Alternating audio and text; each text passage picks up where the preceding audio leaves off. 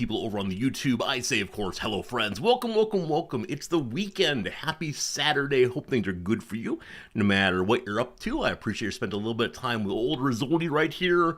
It is good to be on the weekend. Yesterday was a day of many, many meetings that could have been an email, I'm sure, including one meeting run by a professor who decided to treat it like a class, and so gave us questions for small groups, which is fine, but then explained each of the questions by giving us answers that we were supposed to come up in the groups, and then said there are no right or wrong answers, which is a weird thing to say to a room of your colleagues. Anyway, hello Slivers, it's good seeing you. How's it going, unnamed comment? Welcome in, Putzaroo. Putzaroo says, last day of the school year for you today. Congratulations on getting through. I hope it was satisfying and enjoyable throughout the semester, and hopefully you haven't had too many meetings with people who treat you like children. What's good, Jim? What's good, my friend? Hello to you, George. Hello to you today, Geek Town. Thanks for being here, Pepper. Hello, Flug. Odd Blue Turnip, how are you today? Welcome, Rog, and everyone else. Any exciting plans for the weekend? Things you're planning to do that are either unusual or relaxing, the kind of things that you say, yes, this is what my weekend is for. I would love to know what kind of things are ahead for you. Ahead for me is going to a bookstore pop-up. There are 5 days remaining on the bookstore's Kickstarter. They're getting closer and closer within grasp of will they, won't they get their opening. There's brick and mortar store open. It's very, very close. Hopefully soon they'll figure it out. You know, we'll see.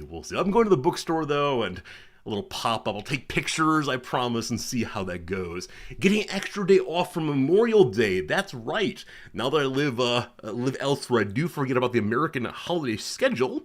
Hopefully Memorial Day off is nice for those of you who get it.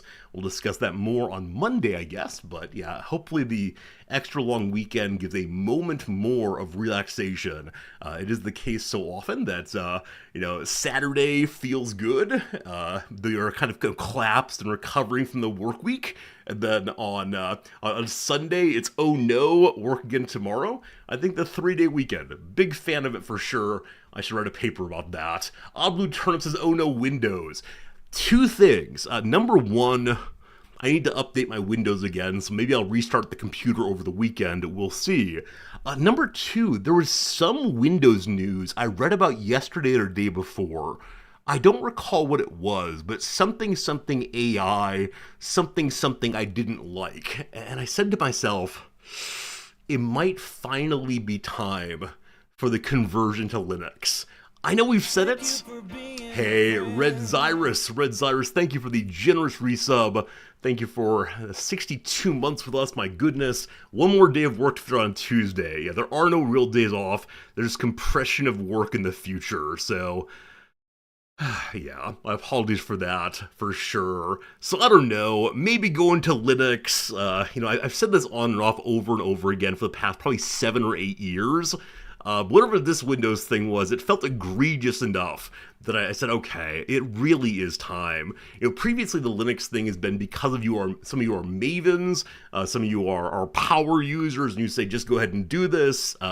There's never been an actual reason where I've said, okay, fine, for purposes of the memes, we should do this, but I'll go ahead and do so, maybe, if I can find time. I start teaching on Monday, so there is no time, of course. Let's see here. Jim says this weekend you're going to paint minis at a social club. It's awesome that you have a community of people with whom you paint minis. I thought that all mini painters were like basement-dwelling goblins that had some corner where they do their spray painting and very careful brushwork and don't have enough ventilation, but the fumes are part of the experience. That's awesome, though. I hope it's a really nice connection, and please do send pictures, as always, of the lovely minis you make. Seeing everyone else's work on painting minis makes me feel like I don't have to do it, and that's perhaps a good thing. Geektown says you're going to go see Mandalorian and Grogu on Tuesday. We've not seen that yet. I think it might be on Disney Plus or one of those services. This weekend, though, Noms is very much wanting to watch The Hobbit, the Hobbit film or films. I can't remember how many there are if they split it, but yeah. Now that she's finished Lord of the Rings, she wants to see the Hobbit film, just see how it's adapted and what they did with it, and what the uh, cameo by Stephen Colbert, who apparently is working on a new film from the Lord of the Ring universe also. There are three Hobbit films. Maybe we'll watch the first one. We'll see, we'll see. Hello, Farron Nance over on YouTube. Remember to start the Twitch stream. Am I hearing a little YouTube supremacy in the YouTube channel? My goodness, ridiculous. The Hobbit films are F- grade. If they fill some time and make us smile and we can hang out and talk about stuff, I'm always happy with films. That said, I think I'm aware they're not exactly great adaptations. The Lord of the Rings films are close enough that they do really boost the action films, or action scenes rather. I don't know. Exactly. I'll still enjoy them. It'll be fine for sure, for sure, for sure. Your daughter's marching band is in the Washington, D.C. Memorial Day Parade this year. Red Cyrus, congratulations. I loved marching band so much. As many of you know, I was a sousaphone player, and then I transitioned to being the drum major with my very high hat called a Busby. If you didn't know that, Busby.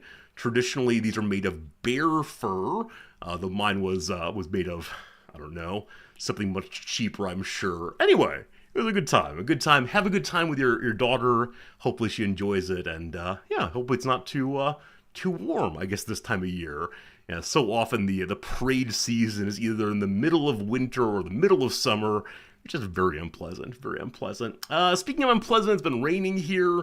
Hopefully the weather where you are is a-okay, or at least good enough. Though it is cool and rainy, that much water in the air reminds me summer humidity is coming. Living in this semi-tropical area. I can't imagine how bad it is in the tropics, but goodness. The expense was the reason my hat was not made of bear. I think I'm also opposed to killing bears for the sake of their fur. I'm not sure exactly on that one. The image of Resorty doing a band major gig brought a giggle. My mother and father have pictures. I think we've shown them on stream before. I don't know where they're saved, if I have any files locally, but I could definitely ask my parents for a picture of the drum major years and share them with you all in the future. Possibly. Hello, Stealership. You got back into Age of Wonders 4 this week, trying all the DLC you missed. Am I going to revisit it? I don't know. There are too many games. Yeah, this morning I went ahead and bought the new Hooded Horse strategy bundle. So I picked up both the new Heroes of Might and Magic Olden edition, or Olden Era, or whatever it's called, as well as the game Menace, which are two that I know many of you very much wanted me to play. I'm also in the middle of a Voyager playthrough I'd like to get back to. I'm in the middle of a Xenonauts playthrough I should probably just die in and accept my lumps for some very bad play at one moment. We're in the middle of a, what's it called, Warhammer 3 playthrough, Total War. Oh, there's just too much going on. So I love Age of Wonders 4. It's a lot of fun, but it is another one of those games that is big strategy and requires multiple days of playthrough to do well. How about CK Pound Sign? I've never seen a game called CK Pound Sign. Is that perhaps a programming language? Jimmy, played Menace today. How is it? I know it's early days, still early access, but are you enjoying it? Is it worth checking out? So we'll see. Getting hot in Europe up to 30 degrees Celsius. 30 Celsius, is that pleasant? I apologize. I know that Nams's health got almost up to 40 Celsius temperature the other day. That was pretty scary, but yeah, 30 C sounds okay, maybe. I don't know. I don't know how Celsius works. Very confusing. Poor Americans. We're ignorant of all the world's abilities and uses and all the rest, so we'll see. I think that's all I got for you right now. Is that true?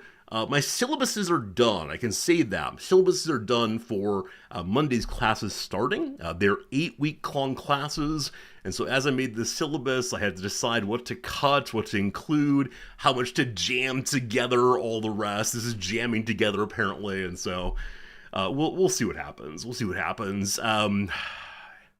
Oh, one other quick thing. This morning I signed up for a gift exchange. One of the big subreddits, Magic the Gathering subreddits, is a twice a year gift exchange. They have a summer and a winter one, and so the summer one's coming, and so I decided to sign up for a Magic the Gathering gift exchange. I'll get someone. I did say I'll ship anywhere in the world because there aren't that many Japanese people, I'm guessing. But filling out the form of like what kind of gift do I want to receive was so strange because almost every question was of the form, what kind of commanders do you like to play? What kind of magic do you play? Who is your favorite blah blah blah to play? How long have you been playing? I don't play Magic the Gathering. I just like the pretty pictures. And so I think that someone who's going to get matched with me for the gift exchange might be confused. And so I said in the gift exchange, like, I'm not looking for anything in particular. Anything that you think is interesting. If you want to send along a treat from where you are, that's fantastic. Maybe a little note that introduces yourself. That's fun, but I don't know. The gift exchange is a minimum of $35 plus shipping.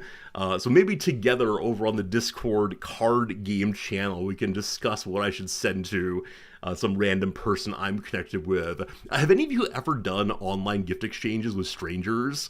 You say I declined. I did on Blue. I answered over and over again. It's like, I don't play anybody. I don't play a format. I collect. I'll be fine with. So I just kept saying over and over again. I don't actually play the game. I just collect the game. So we'll see how it goes. But have any of you ever done any kind of exchanges and so on online? How have they gone for you? I have never done so, just because I'm not very good at shopping for other people. Unfortunately, I tend to buy things that I would like, and then hope they would like them also. And I'll try to think, okay, I know they like the color purple or whatever, not the book or movie, the color, and so buy them a purple thing. But past that, I really struggle. This is why throughout the year I pay attention when Nam says, I'd like one of those, but they're too expensive. But yeah, we're gonna exchange with someone. You do post-crossing, which is cheaper. Kat, what is post-crossing? I do not know that phrase at all. Is it like letter exchanges? Pen pals, maybe? I don't know. Your trust in random strangers is too low. That's too bad, Blue. I know that for this particular gift exchange, you have to have an active Reddit account. Show that you're active in the community in some way, as opposed to being a random name created a couple days ago.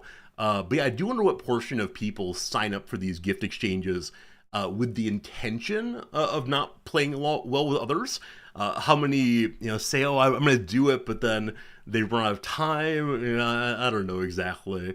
But yeah, I'll do a good job. I know some years back on the big Reddit exchange, someone got Bill Gates to send something to.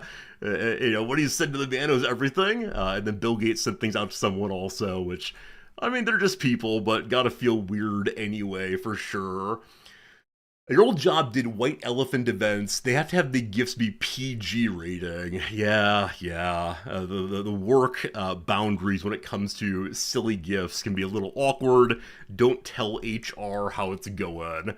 All right, give me a moment. I want to look at this thing that Kat has mentioned here. What's it called? It was post-crossing.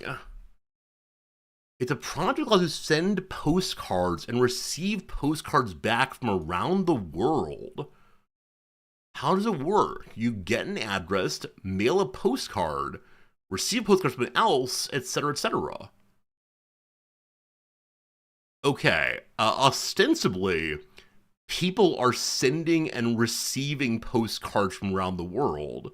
A lot of Americans. Okay, I can't look at anything until I have an account. 86 million postcards. 285 in the last hour. This is kind of amazing.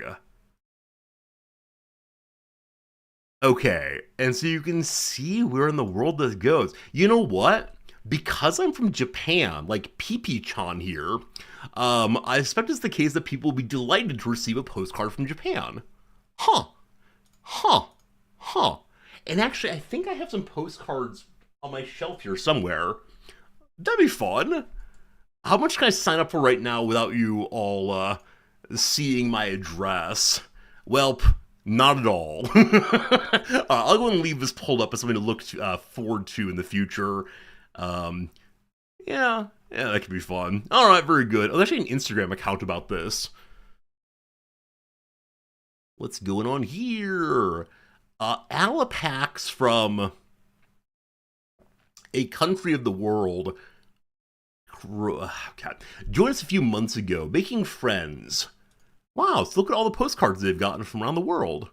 See, the issue now is I need to select, I need to select some sort of postcard that looks good and sends the right message to a random person. Hey, I'm from Japan. I'm a 40-year-old white man from America living in Japan. No, I can't tell them who I am. It needs to be like, hello, I'm Kentaro-san. I am a salary-man. I work 97 hours a week to afford a one-bedroom apartment in Tokyo. That's good. I will become Kentaro-san for this thing, indeed. All right, very good. What's the word of the day, team? Team, the word of the day is... That was yesterday's word. All very good. Word of the day is fraught. Fraught. A fun word, that one. Fraudulent. What it means. Fraught describes something that causes or involves a lot of emotional stress or worry. When fraught is used in the phrase fraught with, it means full of something bad or unwanted. For example, the siblings had a fraught relationship, or the paper was poorly researched and fraught with errors. May I copy paste this and just use this as my comment on some student papers? No, I can't be cynical. At this part in the year, if I'm cynical about teaching, it is so hard for me to do a good opening day and so on. So, as always, I've found the reset button. My current belief is that all of my students are going to work really well and engage really well. Hope springs eternal. Please remind me of this moment about week 3. I appreciate it. Did you know an early instance, the word fraught, occurs in the 14th century poem Richard Coeur de Lion about England's King Richard I, aka Richard the Lionhearted. The line, the drowmond was so heavy fraught that unthe, I don't know how to say that word, unthe might it sail in aught, sounds good, describes a fast sailing ship so heavily fraught that is loaded that it can barely sail. What does this word mean? I don't know. The poet's use of fraught is typical for the time. Originally, something that was fraught was laden with freight. For centuries, fraught continued to be used in relation to loaded ships, but that use is now considered archaic. These days, fraught is used in reference to situations that are heavy with tension, emotion, or some other weighty characteristic. I like it very much. Fraught, related to freight. I had no idea. This term, none of my students will use AI. Yesterday we had the big thrice-a-year faculty meeting that my wife leads, of course, as head of the faculty. And one of the sections of the presentation yesterday was a quick run-through by the new head of academic dishonesty and conduct office about what exactly the process is for submitting things, etc., etc. And the person gave a very, very brief little intro to, I need you to click this button and upload your evidence, and boom, boom, boom, endless questions about academic dishonesty and what evidence is good enough to prove AI usage and yeah, I think that was the topic that had the most discussion yesterday. And I think a lot of my colleagues are really anxious, really concerned, really confused by how to teach in this environment, and does the administration have their back and so on. I've discussed my own issues with AI usage, and classrooms and the difficulty it raises for the kind of teaching I try to do. But yeah, it's not just me. It's a lot of academia right now is really struggling what it means. And at the end of this conversation about academic dishonesty and so on, when we're supposed to, move on to whatever else is next on the agenda, some random professor jumped in and said, "Oh, I think you all are talking too punitively about AI usage. We should think of it as a bicycle. We have to teach the students." And he went on this way for a while, and I could see beloved Noms' face getting more and more anxious and uncomfortable as he went along, because the whole topic was what to do in case the things are misused, not the pedagogical question of should we be teaching students how to use these things, blah, blah, blah, blah. I think he definitely misread the room in that moment, but that's how it go.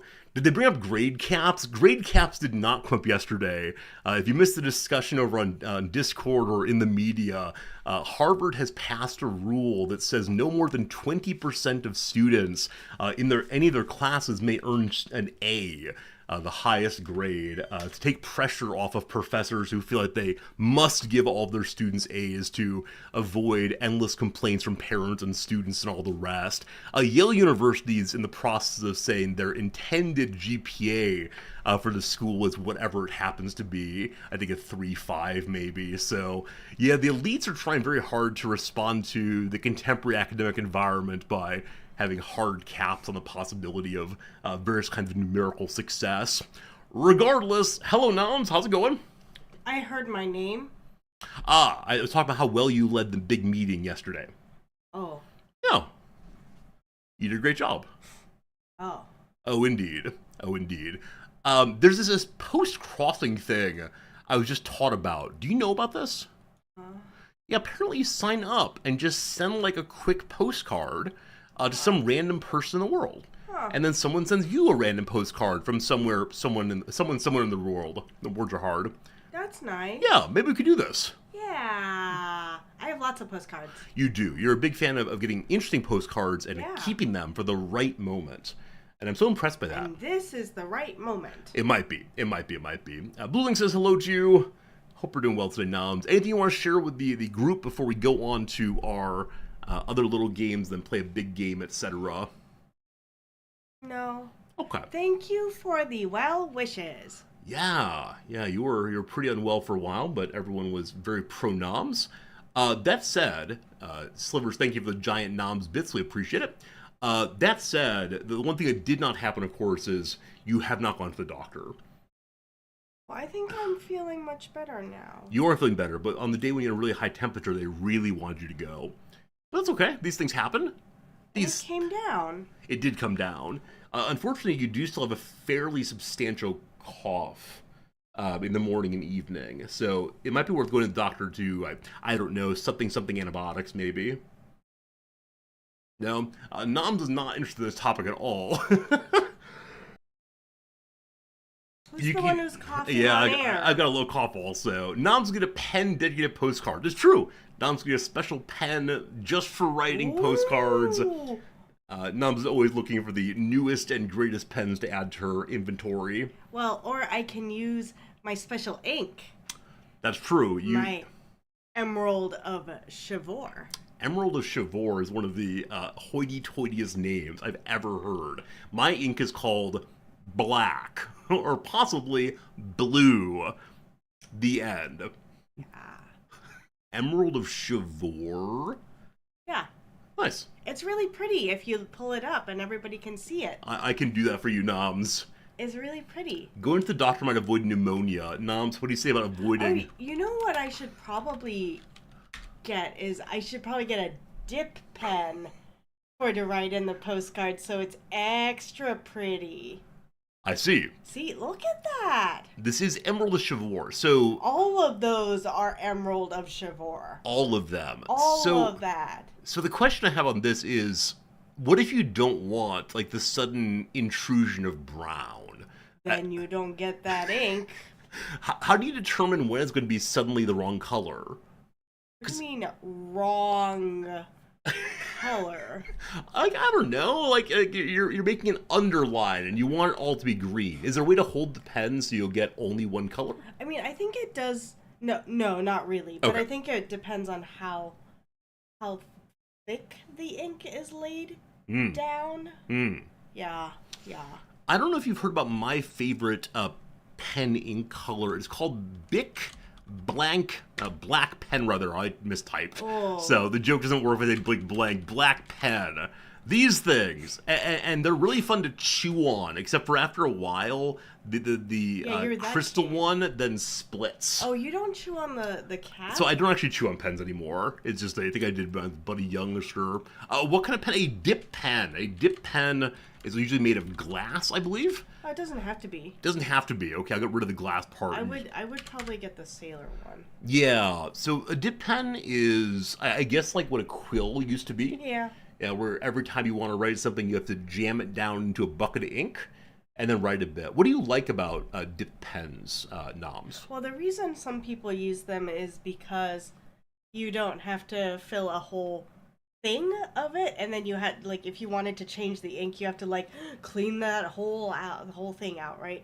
You just like put it in water So, and you like splash it around and Fast that's how color you clean change. it. Fast color Yep. change, I'm hearing. Okay, But okay. but the other primary reason why people use them is because you can use glittery or shimmery inks and it won't clog your feed because a It's lot laid of on them top ain't instead. got none. I see. Yeah. So the ink is just laid atop it, and so like a clumpy ink that would not be able to get through an old pen can be used with these. Yeah. Do you have certain inks you want to use with these, or just the fun of changing I colors mean, quickly? so I have Emerald of Chivor and I have another one that has like glitter, Glitter, yeah. suspended in it.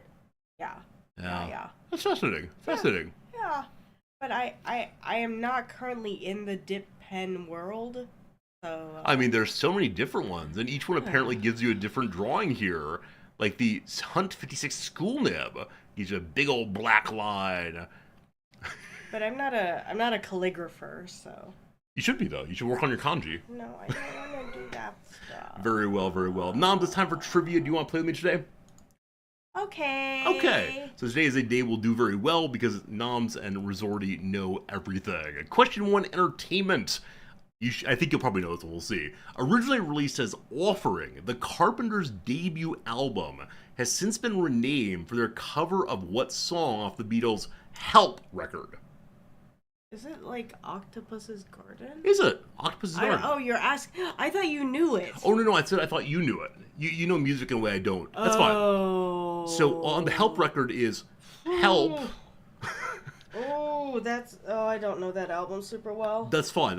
What else is on that record? I don't know. I actually don't know. What is the Carpenters covered? What have the Carpenters covered? Like, is Blackbird on that one or Yesterday? I like both ideas. Which do you prefer? I bet it's Yesterday. Yesterday, I like I it. think Blackbird is later. Noms, you're unfortunate. Players collect cards to build the best railway. Oh, there you go. Ticket to Ride. Ticket to Ride. We've played this board game once. I was not very good at it. Yeah, you were trying to do some grand strategy thing instead of, let's just connect things quickly. Yeah, I didn't realize it was a simpler game than I thought. I was interested in like building a long-term strategy, but it's not that kind of game. It's for children. Infinite Drek, it's good seeing you, my friend. Welcome to everybody who is here with us today. Always a pleasure. Here.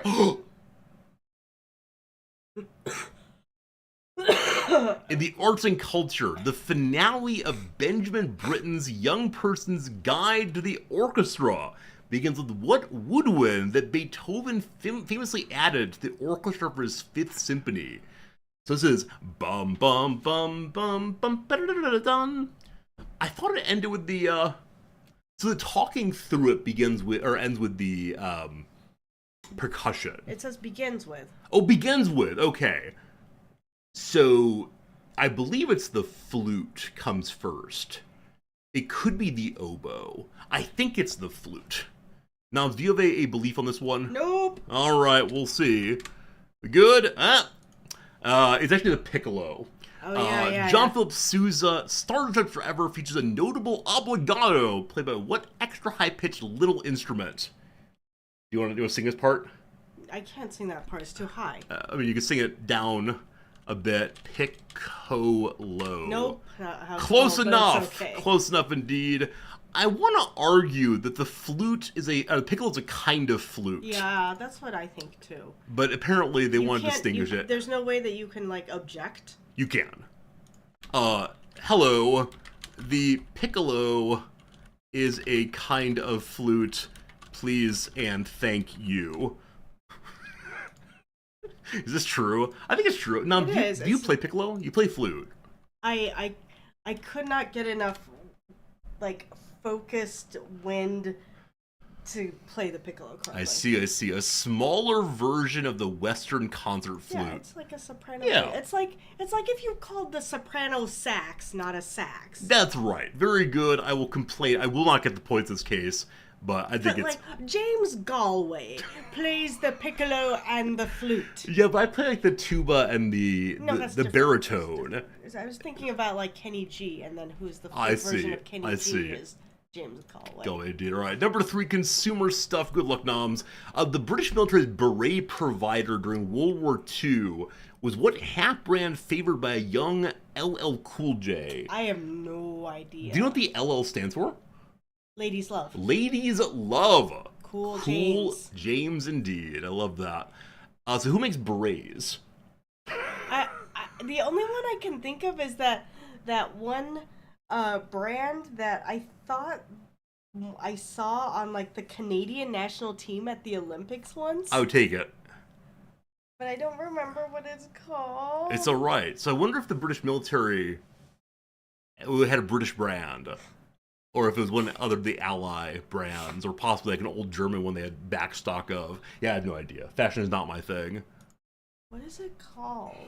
Is it like an outdoor wear company? Or is it like more like Gucci or... No. It wasn't like that. Okay, not that fancy. What is that? What was it called? I don't know what it's called. I don't know. Very good. We're going to go with, what's a British brand of things? London Fog. I don't know if it's actually a brand of... How dare you? Very well. In the movie New Jack City, an entire gang... Oh, it is the one. It's the one with the kangaroos. Whereas what headgear brand adopted their kangaroo logo in 1983? It's the same brand. I just don't remember the name. Is it Ralph Lauren? No. I don't know. It's alright. This is a brand. Ralph Lauren.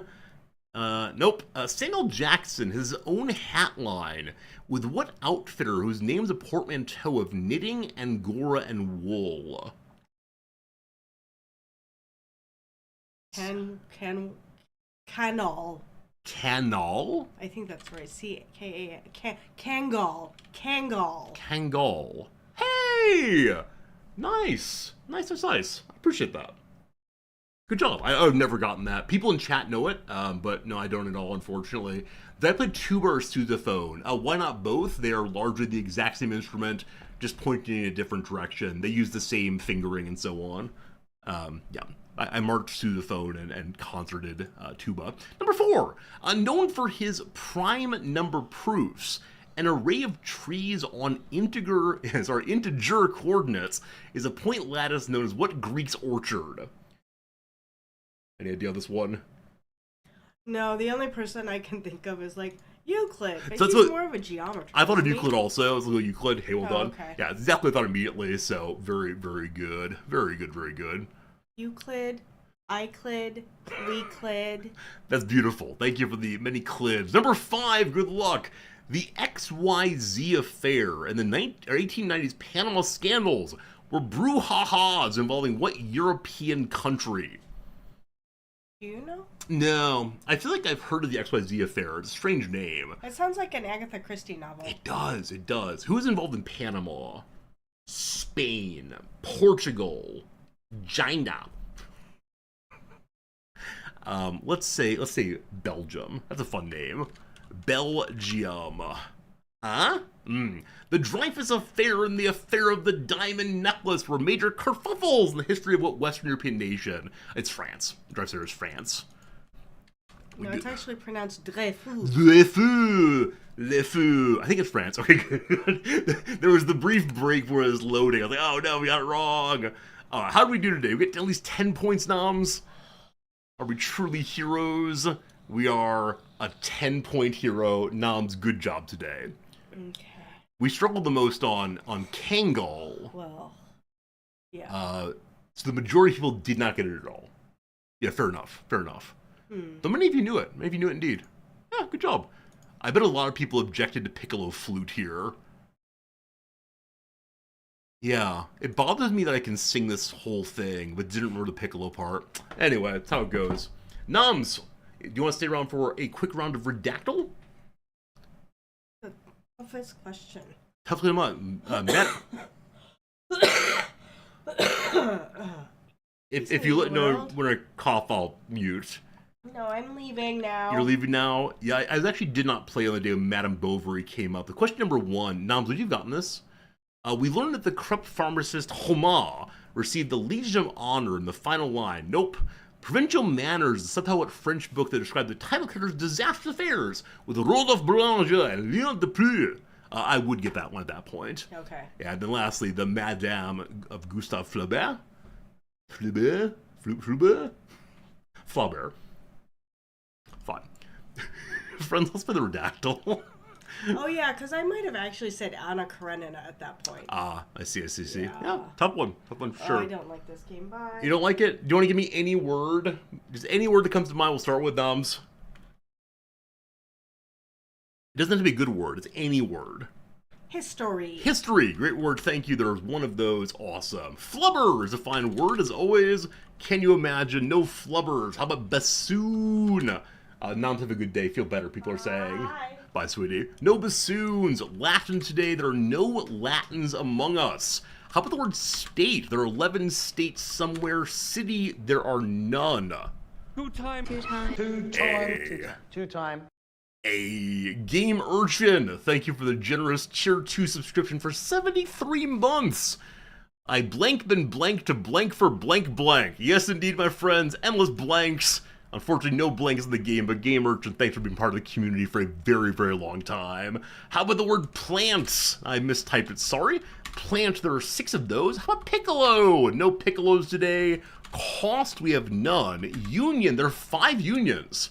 Is it science union? Is it labor union? Team, what is this? W with 2 crosses through. Is that the WAN? I do not know if it's the WAN, but I should point that out as being a notable feature of page number 1 there. Let's see. How about the word family? We are family. 4 of those. Good job. System today, there are 2 of those. How about the Soviets? No Soviets anywhere. Steel, there are 2 of those. Labor, there are 8 of those. Construction, there are 6 of those. Currency, there are none of those. Korea, there are 19. Samsung today, well, there you go. Korea, Samsung, very good job indeed on that one. You solved it. The Samsung Group is a South Korea multinational manufacturing conglomerate headquartered in Samsung Town office complex in Seoul. The group consists of numerous affiliated businesses, most of which operate under the Samsung brand, and is the largest Chaebol. As of 2024, Samsung has the world's 5th highest brand value. Didn't Samsung just recently avert a major strike by some of their workers who wanted a substantial bonus because other workers had gotten the same? Maybe. Also, speaking of unions, I was recently looking into university unionization. Don't ask why, don't you worry. And I discovered that in the state of Pennsylvania, the University of Pittsburgh has organized their professors through the steelworker union. This is so delightful to me. Independently of how faculty organize, Pittsburgh steel professors. That's great. That's great. And again, don't you worry about why we're looking to faculty unionization. Secret secrets, all the way. PA all the way indeed. There's 10,000 members, not local. That's amazing, Drek. Absolutely amazing. Unionization, Japan is strange. Don't tell my boss, etc. Thank you. All right, let's do a couple quick rounds of the old Rizdactyl before we get ourselves into today's game, the old school Heroes of Might and Magic, a game many of you have recommended, but I actually know very, very little about. Should be good indeed. All right, on the screen now, I see there are 526 submissions. Eka, I will not be taking any actions to found a union. Will I have a conversation with some of my colleagues about possibilities they should know of? I don't know. I don't know who would possibly do such things. That seems like a thing I shouldn't be doing, given my association with the administration, but these things happen. Hey, you know what? Skade or Skade, this is a fine submission. Friends, on the screen right now, I have a Wikipedia page for you to guess as part of this game.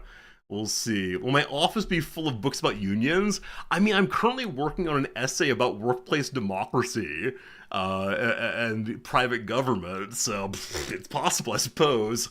Any questions you want to, yes, no form. Let's figure out what Wikipedia page is on the screen right now, if'n you please. Is it a game? It is not a game. Is it fictional? I'm gonna say no, but we can have some laughs at the end. Is it a person? It's not a person. Is it man-made? It is man-made, yes. Is it a place? It is not a place, no. Is it an event? It is not an event. Not an event, not a person, not a food. Nope, not edible. Is it a union? It's not a union. Is it unique? It is unique. Is it STEM related? It is STEM related, yes. Absolutely. Is it an organization? No. Not an organization. Is it bigger than a bread box? No, but it could be, I guess. Is it science related? Not really. Does it still exist? It does still exist. Is it an object? It itself is not, but it can be made an object. I'm trying to help a little bit here. Is it considered North American? It is not considered North American, no. No.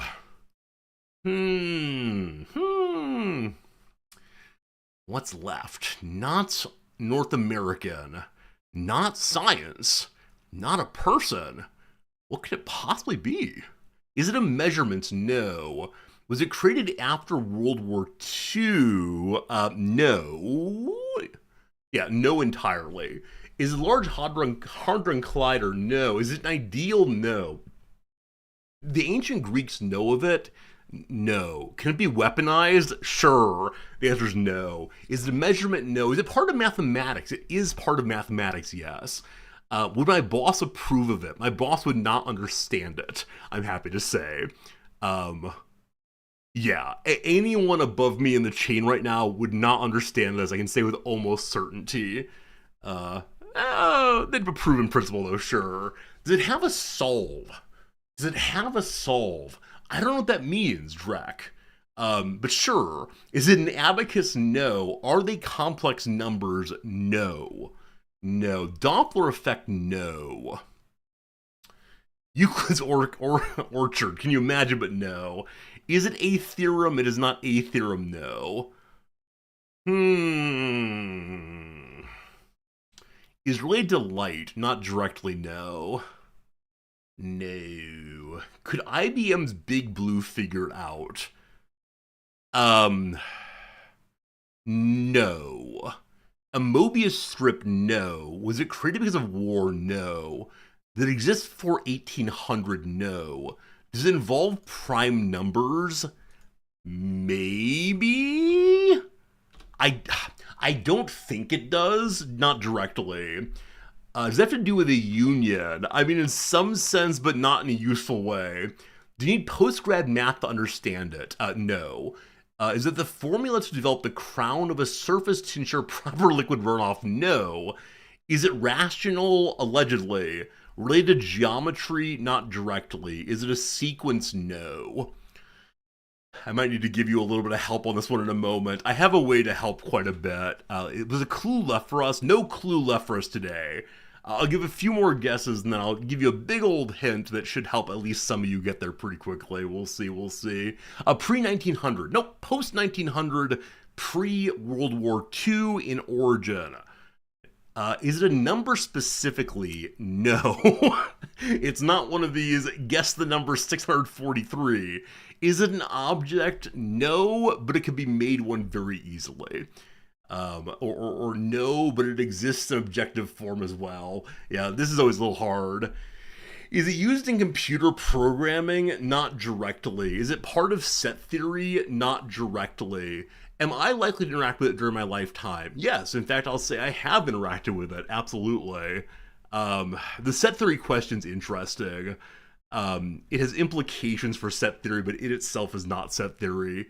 Is it flight? No. Was it pre-industrial revolution? No. Is it physics? Nope. Among the STEM fields, math. Is it part of analysis? In some sense, yes. Is it the Dewey Decimal System? No. Is it the internet? No. Let me help a little bit. The reason why I can comfortably say that I've interacted with it is it's part of philosophy also. It's one of these math philosophy hybrid moments. Yeah, that should help a fair bit. I think, for some of you at least. Is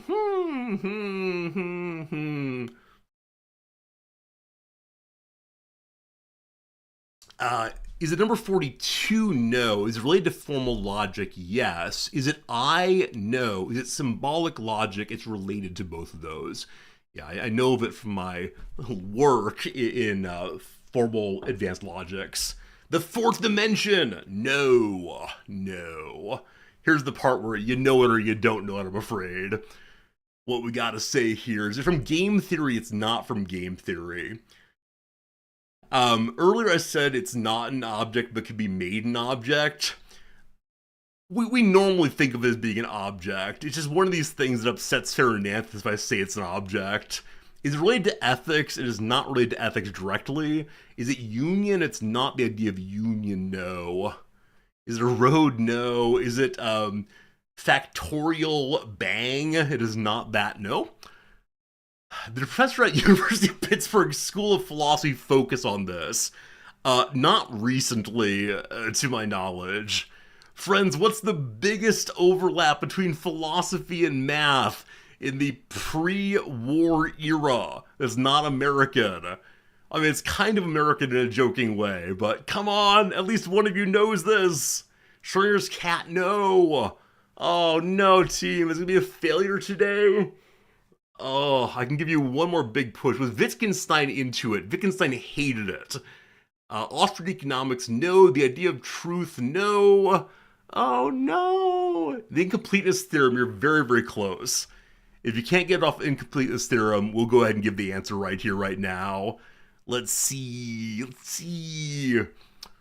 Really? I thought at least one of you would know this. P not P, no, it's too early. It is the Principia Mathematica, the great book written by Whitehead and Russell, attempting to derive and analyze literally all of mathematics using only formal logic.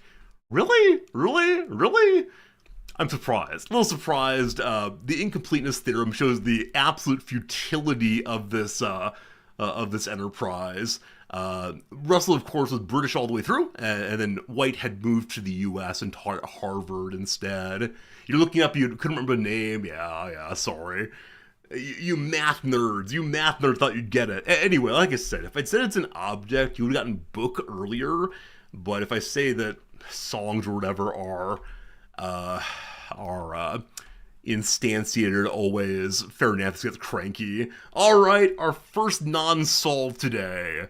You know what? Sure. Blue Link, this one's yours. Blue Link, here you go. You've never heard of it in your life, even though you took logic class as a computer science major. So at this point in Logicville, it's seen as being a really interesting and difficult attempt at doing something in logic and mathematics, but seen largely as being a failure. And so it's one of these, wow, these guys spend a lot of time doing something not terribly interesting. Real quick, though, the most common thing to point out here is the Principia proof for 1 + 1 = 2. You've probably seen it at some point. Here you go, team. There you go, the demonstration that 1 and 1 is 2. Do you see it? Do you understand it? They explain it nicely here if you want to go through it, but yep, there you go. From merely formal logic, the idea of unity, you can get one and one is two, don't you worry. Alright, we're doing another one. Blue Link, this is yours. Good luck, everyone. It's a fun one. I'm ready for your questions right here, right now. Is it unique? No, it's not unique. No, it's not unique. Okay. Is it fictional? It is not fictional. Is it a game? It's not a game. A person? No. Is it the Nyquist-Shannon theorem? Alright, this is for a play now. I do like something somewhat obscure. We're getting real weird. Is it a cannonball? No. Is it a place that is not a place? No. Not a place. So actually there are two ways to get to this one. Let me say, it is not unique, but if you get me the unique version of this, I'll accept that too. So it's both unique and non-unique. Your call, your call. Is it in Latin? No, it is not entirely in Latin. Is it tangible? No. Is it medieval? No. Is it an event? The unique form of it is yes. Does it exist exclusively in the Common Era? No. Is it tied to religion? Yeah, I guess, but not in a major way. Hard to say, hard to say. Related to Newton, it's not related to Newton. Nope. It's related to religion in one of these everything's related to religion moments. It's not helpful to know that. Not helpful. Alright, Blue Link, you got it now. It's always nice when the person who submitted it remembers what it is ultimately. Did it exist before 1500? It did exist before 1500, yes. Yes. I like saying things like it's both unique and non-unique. Was any part of it ever alive? No. Yeah, the hint that it's not entirely in Latin is actually a very, very big hint. But what else could there be? Let me help a little bit. Is it man-made? Yes. Is it a work of art? No. Is it astronomical? In some sense, yes. Is it translation? No. Is it a place of worship? No. Is it a book? No. It's not a book. Did the Greeks know of it? They did not. They did not know. In a minute here, I'll make a hard turn to help here. We'll see. Is it a horoscope of some kind? No. Is it literature? No.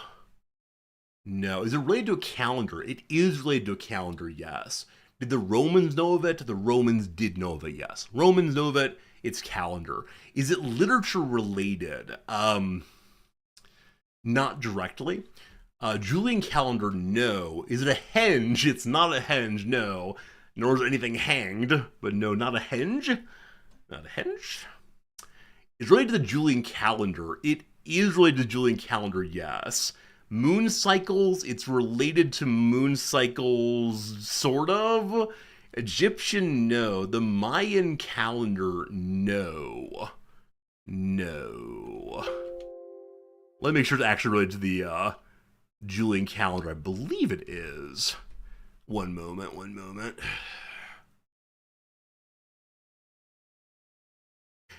Interesting. Give me a second. I'm not sure if I can answer correctly on the question of is it the Julian calendar, part of the Julian calendar. I get confused here. A phantom time conspiracy theory, no. No. We're learning things quickly. Is it a leap year? No. A leap day? No. Is it? Wow. Is it the Ides of March? Nooster got there just first before 9 did so. Friends, the Ides of March. It could be either the unique thing or the phenomenon itself. It's the day of the Roman calendar marked as the Ides, roughly the midpoint of the month of Martius. 15 March, like Gregorian calendar. Also the day when Julius Caesar ends up getting stabbed a little bit in this unified moment of Republican power. Look at him go! Very good, very good. It's sort of related to Latin. Yeah, Terran indeed. I mean, someone asked the question, is it in Latin? What do you want me to do? What do you want me to do? Alright, very good, very good. I think that's enough of this for today. Let me go ahead and get the winner in. Well done indeed on Nooster getting it just first. Good seeing you, my friend. Et tu, Brute? That is indeed how this is used. Also, is it related to literature? My suspicion is that most people who know of the Ides of March know of it via literature class, probably reading Julius Caesar in Shakespeare all the way. Recently, I've been watching conversations with and lectures by Harold Bloom, the old Shakespeare scholar and literary critic, who says things like, Hamlet is Jesus Christ for the secularists. And when you argue for the importance of Shakespeare, it's like you're arguing for the importance of your own mother and father to your life. Shakespeare is the mother and father of us all. I absolutely love it. I need to go watch and read some more Shakespeare, but yeah, watching old academics claim the importance of Shakespeare, pretty fun, pretty fun. Now, of course, Bloom's a profound literary snob, convinced that any resetting of Shakespeare is to do violence to it. There's a setting in which the figures of the Tempest are all like escaped slaves. They're like, no, of course not. They're demigods. They can't be slaves. And all fun, all fun. Anyways, today we're playing Heroes Olden Era, whatever it's called. Doing some mights and magic. Let me get out of the way so you can enjoy the intro here. Goodbye. Oh, we click out, the music stops. And we click in, the video stops. Oh no, how do I play the video again? Hey, Snow God, great seeing ya. No, I want the opening video. Hopefully we can play it again if I'm always very saddened when if you click on the screen, it immediately skips the video. Hopefully this time it plays correctly. Thank you for being a friend. Daigle, thank you for being a friend. 42 total months. Hope life's good for you over on the island. A pleasure as always. Am I starting a new game? Snow God, I am indeed starting a new game. May I restart the video somehow? Credits? Probably not. Is there a replay like the intro video? Or do I have to unsubscribe and delete and reload the game? Oh no. I missed it forever. Turn this off definitely, thank you. Probably relaunch it. I just relaunched it a moment ago. Okay, maybe there's some Steam, the video launches every time for you. Okay, maybe the issue is that I alt-tabbed out. We're gonna quit again and see if I can have it launch correctly. So, launch it. I'm gonna click into the window as soon as it pops up, and then do nothing else. Hopefully it appears for you all, we'll see. Haha. Ha ha ha ha.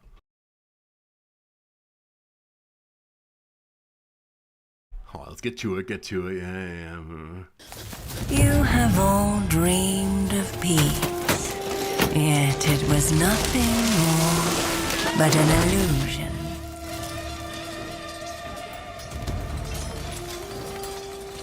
That is about to shatter.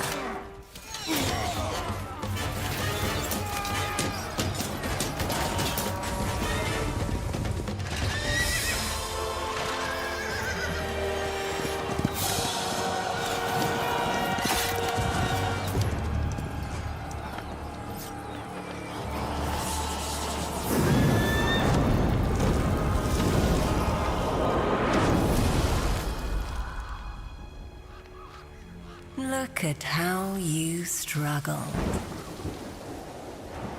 So pathetic. So foolish.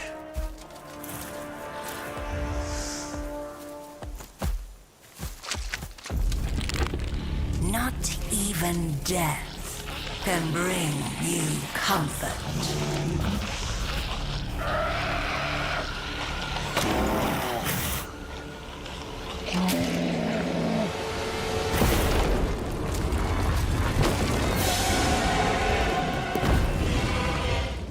We will be your salvation.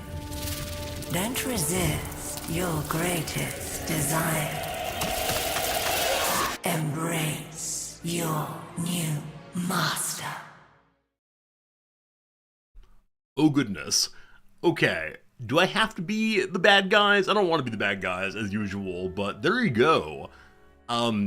One thing I noticed right away, and I had like a weird reaction to this, of course, was the graphics are kind of clunky and blocky and so on.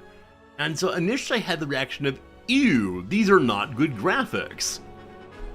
Is calling the game Olden Era an excuse not to have nice graphics? I mean, I recognize I'm supposed to have nostalgic feelings, but having never played this series at all, it's just a moment of yuck. Why just pay modern prices for old school graphics? Do you all have this experience also?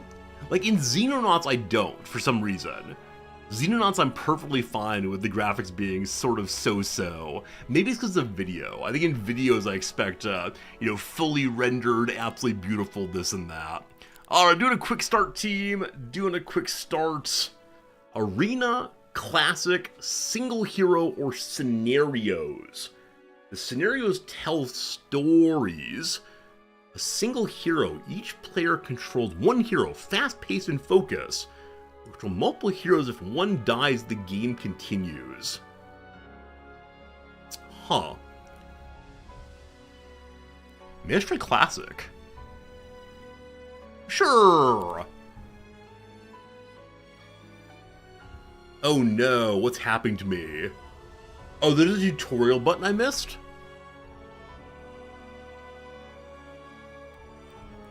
Is it on the main screen, maybe? Ah, good eye, thank you. Here we go. Thank you much for helping me with that one. Welcome to the tutorial. Heroes of Might and Magic Olden Era is a tactical turn-based game where you explore maps, recruit and level up heroes, develop cities, and battle your foes. Throughout the game, you'll encounter various mechanics. These are introduced and explained step by step in the tutorial. Your journey begins with the gameplay basics mission, where you learn the core elements of the game. Once completed, you unlock a series of short challenges designed to deepen your understanding of the game's systems. To begin the tutorial, use the menu on the right side of the screen. Alright, we have easy difficulty, the end. That's what we deserve right now, as complete and utter noobs. Let's see how it goes. So, lovely elf people, and then super spooky bad guy people. Hope I get to be the good guy elves, and not wreak havoc on the world in the tutorial. Here we go. Welcome to tutorial. Here in the basics game. To close this, click the left mouse button. Here's a map. It has objects and such. By default, there's largely the fog of war. The heroes go about and look at stuff. To move the hero, click on the map twice. Movement consumes movement points. Depending on where it's pointing, the mouse cursor changes. You can use WASA to look around. You can zoom in and out, etc. You can plot a route through areas not hidden by the fog of war. Obstacles and enemy squads block the movement and prevent route planning. Green means you can go there. Gray says not enough movement points. Red says there's fighting ahead. Now that you learn the basics of movement, make your way to the marked checkpoint. Always do active tasks in the upper left. Hello, friend. His name is John Johnson?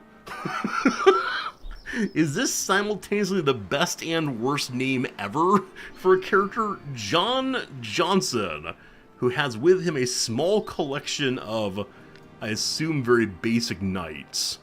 Delete, move, join, split equally, or one unit splits off. John Johnson. Alright, here we go. Bum-ba-dum-ba-dum-ba-dum-dum. I'm curious if there's anything to miss if we don't, if we go other places, like see things. Your hero can no longer move! All movement points consumed! Now time to click the button to start a new day. So each turn is 1 day. Great! Your movement points are fully restored. This little beastie popped up here. I don't know how to get there. But something would happen if we went there, it looks like. It's a ram, possibly. Anything else change? Okay, I wonder if these spots are you may interact with. Like, interact with the mushy rooms. Interact with the grass. Oh no, it just means ride there. Never mind. I'll follow the tutorial as requested. Well done on completing the first task. Proceed to the next checkpoint on the road. It'll help your hero move even faster. Hey, it's gold. Don't know how to get there yet. Right, because you can't drive into the fog of war. You have to see where you're going. You discovered an interactive object, the Redwood Observatory, a special structure that removes the fog of war in a large radius around it. There are many interactive objects. Alright, better than climbing a random tree, they say. Up we go! We've now uncovered a large part of the map, etc. There's a passageway ahead covered by an enemy. Get all the gold before you attack. Here's that enemy. It's an easy battle of 10 to 19 lizard people, maybe. But first, everybody likes gold, they say. Alright, no movement today. We wait instead. I wonder if the enemies ever move overnight, or if they always stay in just the same places. Okay, so mousing over the rams here doesn't indicate anything is happening. It's only the gold that's doing so right now. So wait another day. Hello? Okay, keep going and plot a route to the squad blocking your path. Your hero will start a battle as soon as he steps onto the square adjacent to the squad. We have 5,000 monies. Also, our current job is to capture a city in the northeast of the map. On the way, there are garrisons to get swordsmen. Their weekly growth increases by 4. So, swordsman, swordsman, swordsman maybe. Is there anything else to click on here? Oh no, the things that are interactable, when you mouse over them, will show you what the interaction is. So maybe there aren't nearly as many special hidden items as I'm noticing. Or wishing for, rather. Alright, hello my friend, battle number 1. Let's see how it goes. Battles in Heroes of Might and Magic take place on a separate battlefields divided into hexes, hexagonal spaces. Creatures move across the hexes and engage in combat with enemies. Battles proceed in a round. Once all stacks, both yours and the enemies, have taken their turns, the next round begins. The sequence of turns is determined by initiative. The higher a creature's initiative value, the earlier their stack will attack in a round. Will act in a round. You can always check turn order by looking at top. Before the battle, the tactical phase is activated, during which you can adjust the placement of your troops. To do this, drag any friendly stack within the highlighted area. If you drag a stack onto a hex occupied by another stack, they'll swap places. So is it the case that I tell them what to do as time goes by? Or instead, do they fight on their own? Snowgod, that's very kind of you. I'm just talking, but I'm glad that you enjoy the talking. Like, is it good to group up? Is it good to stay separated? Are they gonna walk into the mountain and be lost forever? I noticed the 14 is slightly stronger, so I put them towards the middle. Let's do this formation. And then John Johnson. This is what we love. We pull up this page, we see all of the item slots to fill. A cloak. What's this item? Basic scouting. Gains 1 sight radius. John Johnson's ability called Salt of the Earth. The swordsman growth in your cities increases by 1. Under his command, swordsmen gain 1 speed, initiative, and 20% HP. Attack and defense increase by 1 for every 3 hero levels. Enemies lose the same. So John Johnson, Jack Johnson, whatever your name is a big fan of swordsmen, it seems. Okay, well, let's see how this goes. The goal of the battle is to defeat every unit in enemy army. To achieve this, the creatures must attack enemy troops. There are 3 kinds of attack. Number 1, the melee, side by side. Number 2, the long reach attack. So this character has a pike possibly, and so attacks a bit farther. The long, same one, and then the range attack. Any distance, damage decreases the target is farther away. I wonder if there's a penalty for shooting in melee range. If a stat can't attack at the moment, it can move closer to the enemy. The maximum movement distance depends on the creature's speed. The creature making a melee or long reach attack can approach an attack in the same turn. Range attacks do not include an approach phase, so ranged must move or shoot. Important, actions end the turn unless otherwise stated. So melee can move and then attack, where ranged can't move. Got it. When the creature attacks an enemy in melee combat, they might receive a counterattack. Number of counterattacks is limited, usually once per round. So it might make sense for our stronger character to attack first, take the counterattack, etc. In certain situations, if you don't want to stack to attack or move, you can use additional tactical options like waiting around, skipping his turn, etc. Wait pushes the character to the end of the current round. It doesn't seem to have a penalty into the next round. You recall that in Battle Brothers, there is a penalty for waiting. Plan position on the battlefield, choose optimal moment to strike to minimize losses and enemy counterattacks. We'll see. Hey, Alaric, how's it going, my friend? Thanks for that Prime sub. It's good seeing you. Hope things have been well for you. For doing well, all goodly, etc. Alright, so they have... Oh, no. I pushed a button and skipped a turn, I think? Maybe? I pushed a button. So there is an auto battle button if you want to do so. There are 4 enemies. When we mouse over them, we can see what their health is and their attack, I believe. Is it 24 to 36, which means they'll actually kill our fellows? Who have 14 or 12 health? I have no idea. Also, I'm guessing they have long range attacks. So if we push all the way forward, they'll probably be able to attack us going into next turn. So how about we only move forward this far? High morale. I don't know why that happened, but I'm glad it did. Also, behold our spellbook. We know literally nothing, and that's okay. What does the 4 mean under their name? It's actually a 14, I believe. And I think that's their health. What their attack is, I do not know. Okay, so you've done your turn.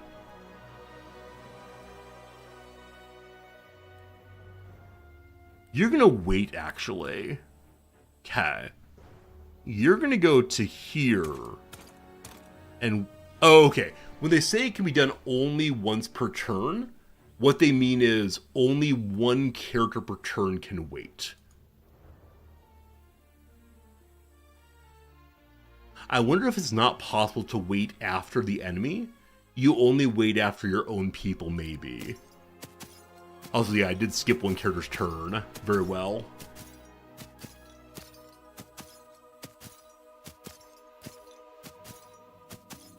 Okay, this time, the enemy went first. Oh no.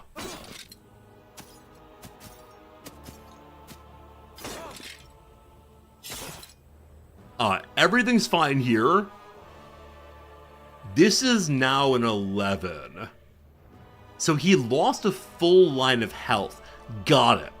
So the health bar's number underneath is how many times they need to be killed, I think. Like how many health bars they have possibly. Also, there may be a bonus for attacking from behind. Possibly. Okay, so you're gonna hop over here and oh right, you can only move or attack. By moving but not attacking, I wasted this guy's turn.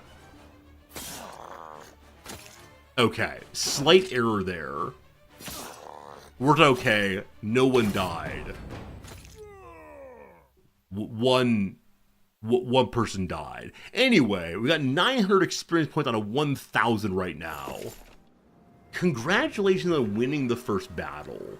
This time you faced a weak enemy, but on your journey you'll encounter much stronger foes. To defeat them you need a larger army. Nearby there are garrisons. You can hire reinforcements here. So presumably the money I have lets me do that. Yeah. Alright, what's going on here? You can recruit swordsmen. Growth goes up by 4, it says. What does that mean? Okay, I think what this means is that every week this will refill by 4. And so I should probably take like 14 or so. Wait, why am I saying that? I just say words. I should take all of them, obviously. Sorry. I don't even know what I was thinking. Give me more troops, rabble, rabble, rabble. Because this guy has some bonus to all things swordsman, we should get maximum swordsman, which we have done. Okay. So I have 68 and 11 and 12 in my armies. I should probably share these groups a bit. Okay, so I broke us into 4 roughly sized groups. Sorry, roughly equally sized groups. I'm guessing under different conditions you want them stacked differently. Like maybe you want one really big stack to go in and take the counterattack first.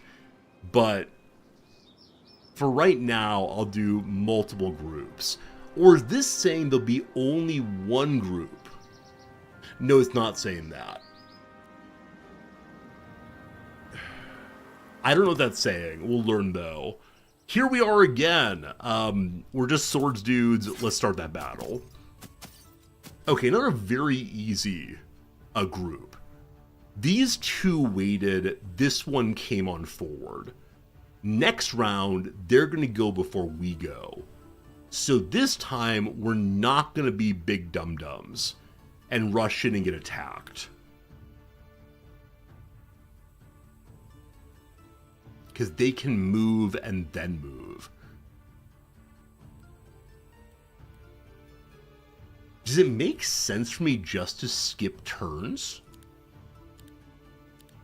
We're all just standing here, team, taking a little vacation. Hey, thank you, Lurk. Yeah, this really is my first Heroes of Might and Magic ever. I knew of them when I was a youngster, but... Wow! Okay. That was not my strongest idea. But, okay, so you can hop on forward to behind. So I want my stronger character forward for that. Oh, wait, why did you move and not attack? Wait, why did this guy move and not attack? I think you have to mouse into the character. If you click, it ends the fight. Okay.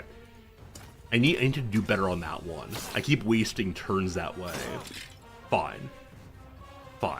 Okay. You waited again. We get a kill here. Good. High morale. Gets to move again. Ha. This enemy will get to move twice before any of us move. So let's just hold back here together gloriously. Good luck, buddy.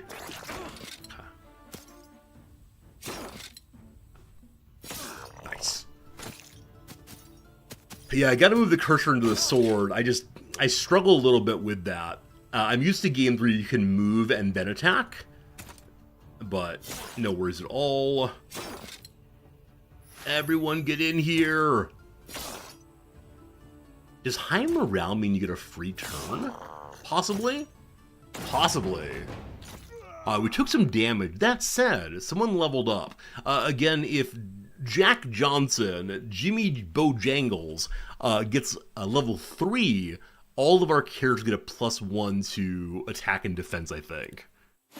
Okay. Hero skills and levels. By exploring the world and defeating opponents, your hero earns experience points. The poor soldiers get nothing. It all goes to the boss. When enough experience is gained, the hero levels up.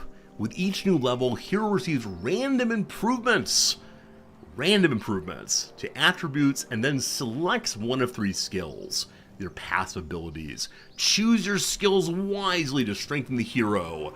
Well thought out skill combinations play a major role.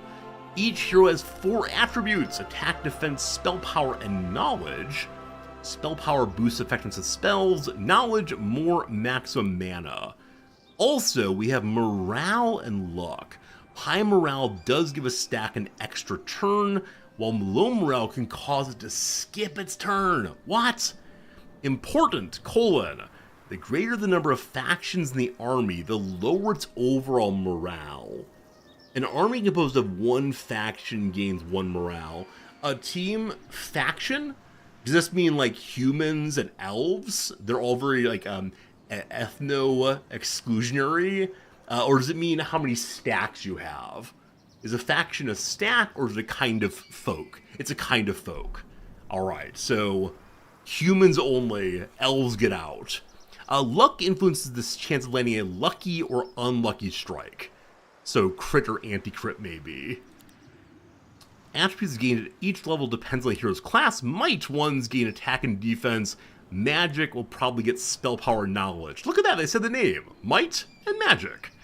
Similarly, the probability of acquiring skill values varies. More likely to have army, more likely to have spells. Well, we're a knight guy, so army.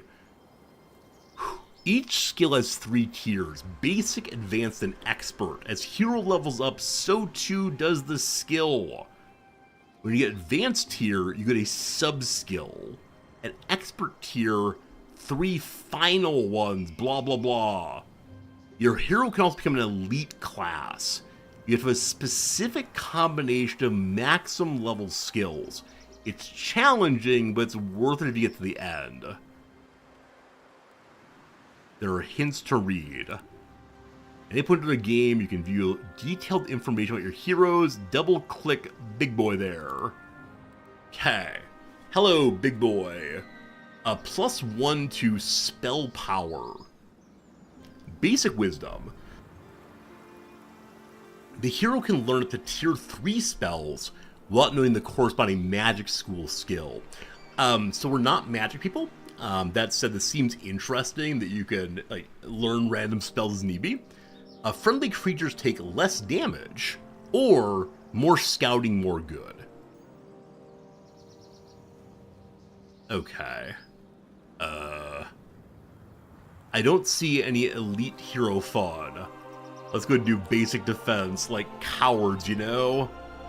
So if we wait for a while, these garrisons will all refill. After a full week, they'll get 4 more. I don't think it's worth waiting right now. Let's continue on our way. Send me on my way. Dun, dun, dun, dun, dun, I can't let do. Okay. It's now week 2. So do they have troops waiting then? They do. They have the red flags out. Wait. I thought they said, yeah, weekly growth increases by 4. Why are they at 18 then, team? Hey, Dorgan. Dorgan, thank you for the resub. I appreciate that. Happy 41 months, my friend. Thanks for avoiding the ads there. Okay. Strange. On the one hand, more troops, more good. On the other hand, why does it say 14 now? I think this is a bug. Because they said 0 last week. Now they say 14. Oh! There actually is a full squad here. It just auto set to the level that I could afford. Got it. I don't know why they refill so quickly. Regardless, we're going to a place called the Two Sisters. Or maybe the people called Two Sisters, let's find out. Well done! You've completed the first part of the tutorial and know the basics of the game. In next tutorial mission, you'll learn more advanced features and detailed strategery. Victory! What a winner! Also, there appears to be a cow that's been infested by mushrooms. I will call you the Mush Cow. Mush Meat. That's the latest and greatest in hybridization. Tutorial 1 done. A more challenging mission is now available, offering a deeper introduction to the mechanics of Heroes of Might and Magic. Alright, this difficulty is now normal, the intended way to play. I bet we'll learn the magic side now, instead of just smashing things together. The barracks increases the weekly growth in my barracks. So the garrison does so. Oh, Mushroom is very good. Mushroom! It's cow and genius. Second tutorial, here we go. Your goal is to reach the city at the opposite end of the map and capture it. It looks spooky. The city is guarded by an AI player. Well, now it's time to delete the game. No AI allowed. So prepare your hero and army for the battle. Start by capturing the nearby mines. They'll provide you with the resources that become the basis of your economy. We begin with 15,000 money. We're making 500 a turn, it looks like. We have wood and ore and gems and crystals and mercury and some alchemical dust. Okay, there's a treasure chest here. Give a choice of a bunch of gold or half that amount in XP. An ore mine, ore storage. On the globe map, you'll encounter neutral squads, hostile creatures that guard valuable items, important objects, or passageways to new territories. Neutral squads can feature one or more creatures at the same time. The creature model on the map represents the strongest stack in the army.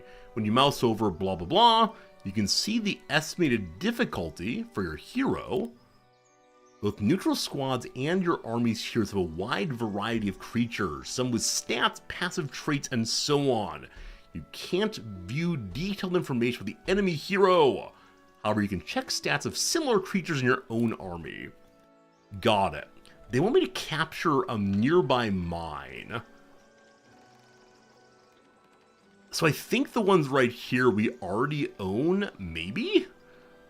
Windmill, once per week, gives the first visiting hero a small amount of random resources. The miller will pay his sovereign. He doesn't have anything fancy. So whoever visits that first wins big. Okay, so I should grab all the random junk. I don't know what I got there. Possibly some ore and some wood. Number 2, I'm going to take the XP bonus. I have a lot of money. I'm sure I'll want more, but XP seems more good. And the windmill. Hello, friend. The miller has given me 6 monies. Okay, so this ore mine actually isn't mine yet, I think, because a knight's standing in front of it. Here we have a portal exit. Someone can appear from the portal, but you cannot enter it. That's pretty spooky. And over here, a wooden ring behind enemies. So like Age of Wonders, this map just has a lot of battles everywhere, it seems. Is there anything I can do with my money? Cities are the cornerstone of progress in the game. Each one's unique and offers vital functions that can empower your forces. You can build stuff, you can recruit stuff, you can upgrade stuff also. There are taverns to get more heroes, you can trade resources and faction abilities, and they give gold and law every day. Each city can hold 2 heroes, one as a guest, one as a garrison. You can freely move heroes and creature stacks between the guest position and the garrison during your turn. Every hero must have 1 creature. A hero with no army is defeated. Apart from the neutral squads, creature stacks cannot exist on the map without a hero. You can't transfer creatures from a garrison unless there's a hero there. Once transferred by a hero, the creature stack can remain in the garrison without a hero. Okay, I'm not sure I'm supposed to be here yet. There are a whole bundle of things I can recruit here right now. 3,000 gold to get all the units. Cool. Now, do I give those to my leader?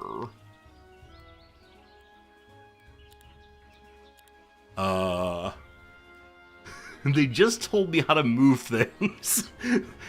Where's my hero? What is he doing? Okay, here's the recruit button. I don't have a hero? Wait, so my leader does not count as a hero, apparently. Hey, Marcus, good seeing ya. Look at these angels. Inquisitors, cavalry. You have to have the hero in the castle. Thank you, thank you, thank you. Aha! Maybe aha. So here's how to get new buildings they want to. I'm not allowed to have a tavern, unfortunately. The marketplace lets us trade resources. Upgrading the solar temple gives more money, etc. We get an economy upgrade. The Guild of the Six Winds. Heroes can learn. Garrison, you can get swordsmen. Very important. The Muse, you can have crossbow people. We have those. They come together as the Hippodrome for cavalry. Or Austringer and marksmen. I'm supposed to have just basic swordsmen, I believe, in this particular situation, my particular leader. So let's just get more money. Pick it. Oh, you can't do all of these. You have to pick one of them. More gold, more law, more astrology. I will take law. Economy is a central role in might and magic. Throughout the game, you'll encounter many sources of income, but cities are the most important. Cool. Faction bonuses need the law. I have to move the hero into the castle. So, hero, in you go. Hero, right click? Left click?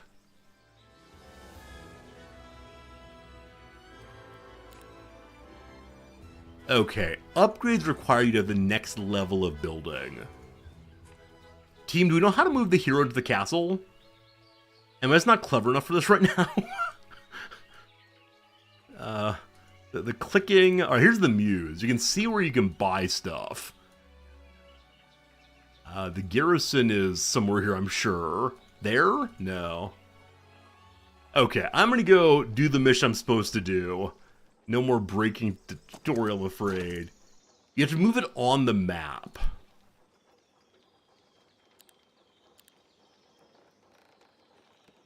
Click to move at entrance near red flag.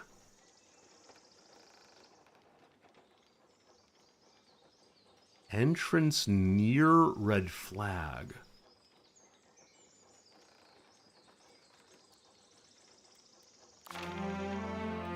One second. Tutorial, I don't need you. So move to here. You have to have the icon that changes.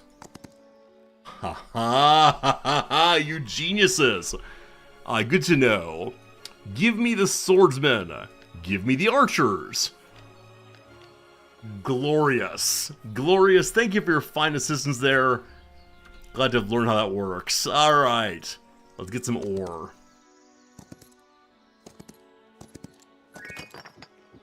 So, it's the case that this map has a lot of tasty treasure on it, seems. Where I'm not sure other maps do. The Stinging Sword. Permanently increases the visiting hero's attack by 1. 1 attack. Fish to the face. I have to fight through here. Let me go back down and fight this one first, apparently. It's better to have one big stack than several smaller stacks. Okay. We have archer guys and melee guys. Looks good, team. Oh, little cutie over there. So it's a higher tier of soldier. I don't know how to read this exactly. It's 6 to 8 lives, maybe? And they do 98 to 148 damage. Each line of our swordsman is 14. So 148 divided by 14, they can kill 10 stacks in one attack, maybe? I'm also guessing they can only do melee. We'll be moving each time before they do. So we'll head here and feel good about that. Now, if my archer moves, they can't attack. Here we have Fine Bolts. Fine Bolts, you can deal bonus damage, but does not end the turn. Requires ability points, though. I don't know about ability points yet. Alright, forward! Here they come. Cap. So we could just go attack. Sure!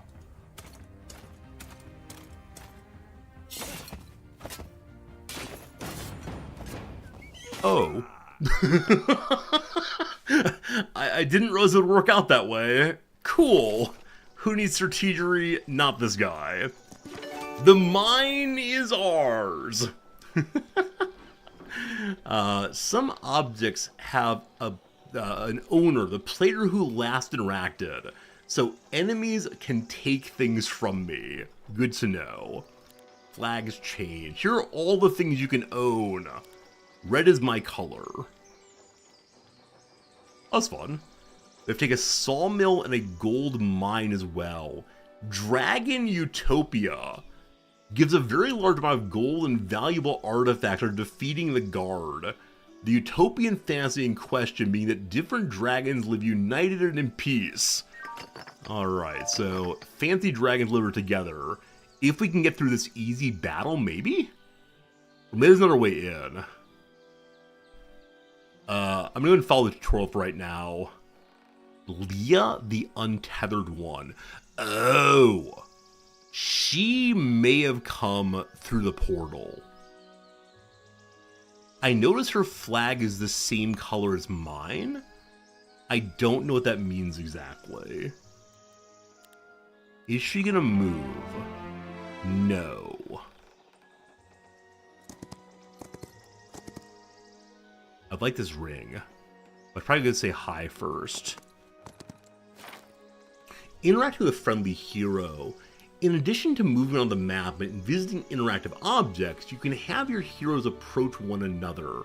When this happens, the exchange interface opens, allowing you to transfer artifacts and truth between heroes. So she's mine. I didn't realize she had joined the force. So she's a caster with a bonus to daylight spells, with more bonus for every 10 levels she gets. Casting Daylight does not prevent her from using other spells. The enemy hero can't cast Daylight at all. She has an ability called Righteousness. When a friendly creature dies or kills an enemy, the hero's attack, etc. increases for 2 rounds. She can learn tier 5 Daylight spells. Cool. I could give her all of my ranged characters, and she gives me all of her swordsmen. Is that fun? This seems fun. Sure, why not? Though, I guess this is different faction connection, right? You're supposed to have only one faction per group. They both have birds on them. Hopefully that works out. Okay, so John Johnson, I'm ascending to the north to go deal with this thing. And then you click on the other character. Have I been ending my turn without using her at all? Possibly. Alright, let's learn how this character works with her fun spell thing. One faction's all units from the same castle. Oh, okay. So, like the local human birds and the human archers are same faction. Got it. I thought their faction was more based on other stuff. Let me say some words that make sense. You know, like based on other stuff. Alright, we fight some swordsmen, skeletons, and some skeletonic archers. I noticed that my bird people didn't act this turn.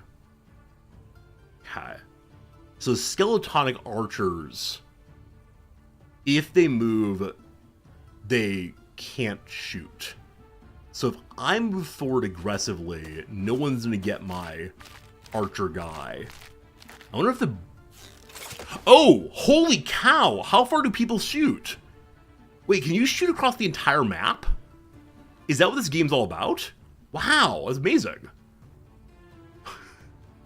How much damage does this fellow do? Does that mean you're gonna kill 4 to 8 of them? Man, I should just shot instead of moving. Okay, you can't get that far this turn. Bird guy, you don't seem very good, I'm afraid to say. Forward, bird guy, forward! Okay, they could have just shot. Mistakes made. Good to know, though. That guy's waiting. More shooting coming in. In you go. Okay. Definitely cacaw here. Well done. And then you shoot again. Many creatures have abilities, special active skills that deal damage, strengthen friendly creatures, weaken enemy creatures, and more. Using abilities requires focus, which accumulates during the battle. When stacks take damage, they get, or when they attack, they get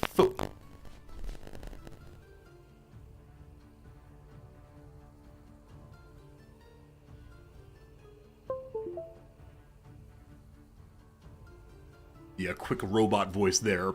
Who knows, who knows? Hope I'm back correctly again. Alright, right, so doing damage or taking damage gets us focus points. With 6 focus points, you get a focus charge. Here are abilities you can use. Cool. Your hero also has abilities, which also require focus. Alright. Hey, Game Merchant, thanks for the 100 robot buzz bits for books. Buzz bits books, I love it. It is the case that any money coming in this month will be going to a bookstore that I'm currently fundraising for. You can see the fundraise command up there. They are up to like 4 million yen out of 5 million yen, and they have 5 days to go. I don't think they're gonna hit it. I'll be putting in some money that you all contribute over the months. It's not gonna be enough though by myself, so hopefully it works out. I want this bookstore to open very, very much, but you know, we're still 1 million yen away, which I think is like, what, $8,000 maybe? So, we'll see how it goes. But again, Game Merchant, thanks for the 100 bits. I'll submit that later tonight and get us closer. Oh! So, I keep pushing WASD, and it causes my characters to pass their turn. I don't know what key it is, but that feels bad. I don't like passing my turn accidentally. So I must hold my hair. Throughout the remainder of this game, I may not touch WSD. Right now, $1 million is about $6,300. I don't know how math works anymore. Don't know how math works. Let's go see how the Kickstarters do. I haven't actually looked in a while. Featherheart books. Alright.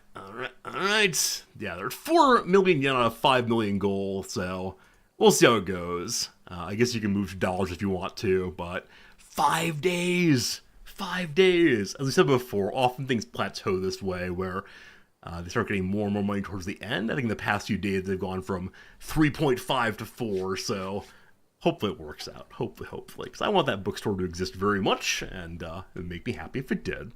Okay, on we go again.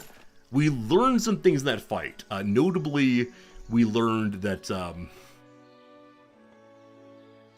notably we learned that you can shoot in range from any distance on the map. You don't have to be within a certain range. We have a wooden ring. Cool.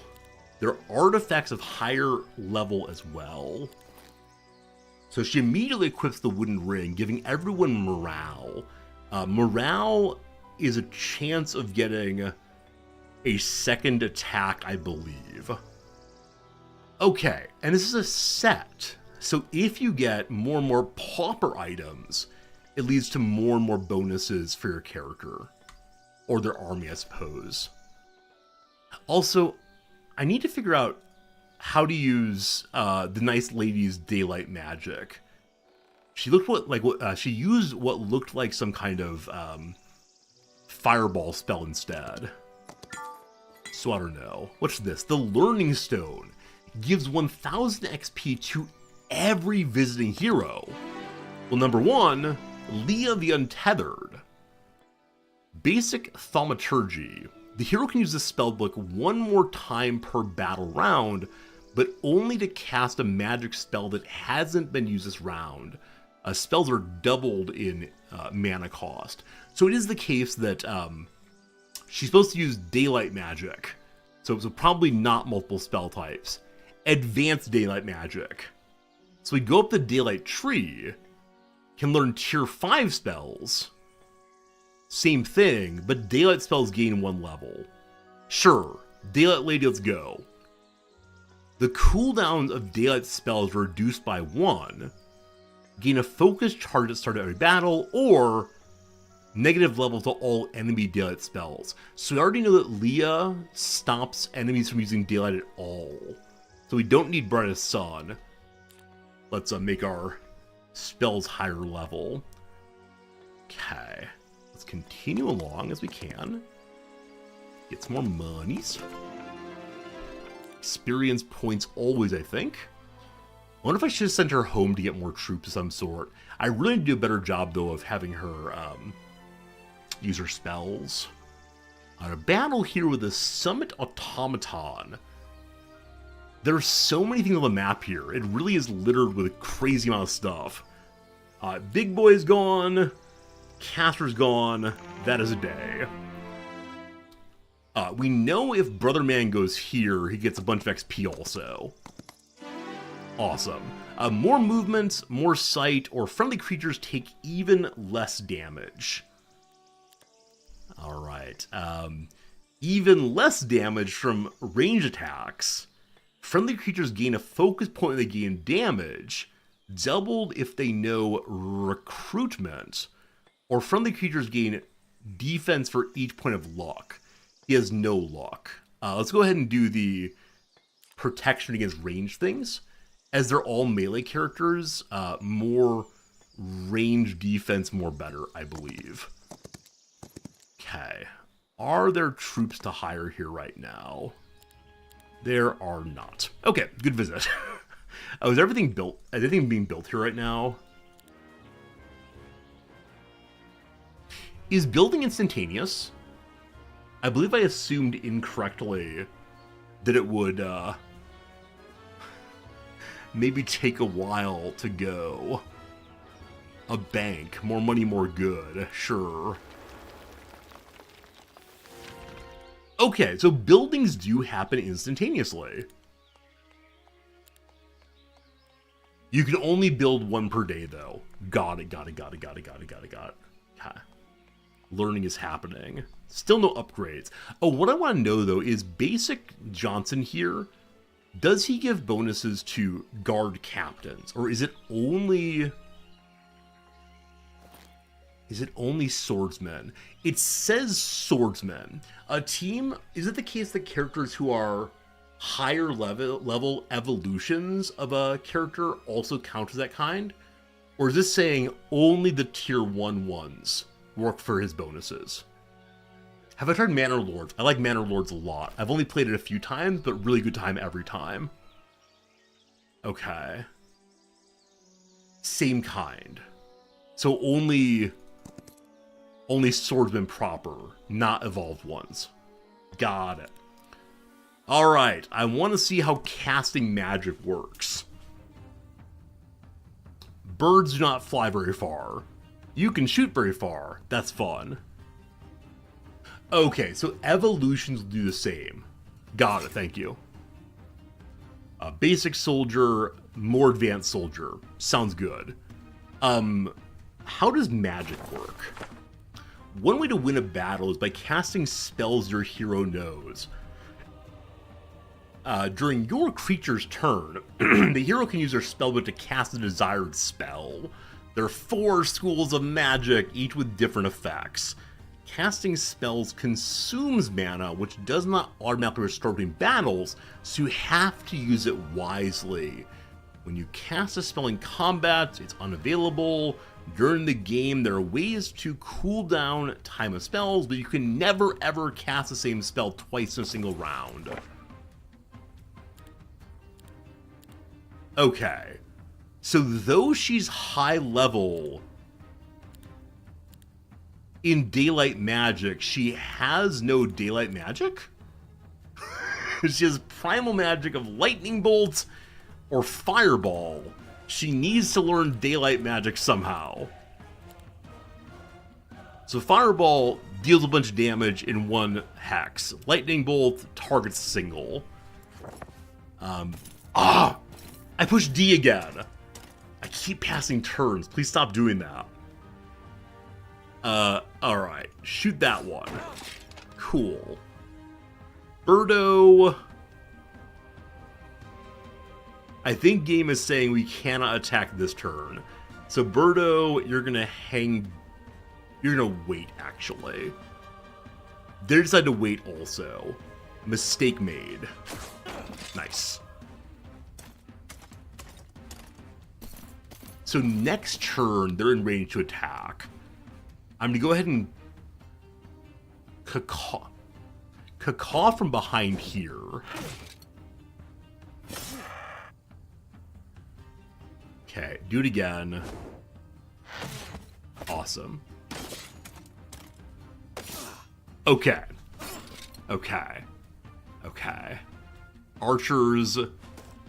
Oh, they have to go melee. In melee range. That's not great.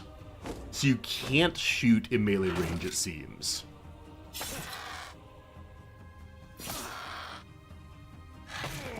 Okay, so no one in the bird pile died. Some archers did, though. We got the level up, that's pretty neat, but not so good. In the tactics phase, creatures will be placed in a 3-line area. If the enemy knows tactics, their area placement goes down by 1. So I guess we can put our characters more forward. We can learn up to tier 3 spells without knowing the magic school skill, or advanced righteousness.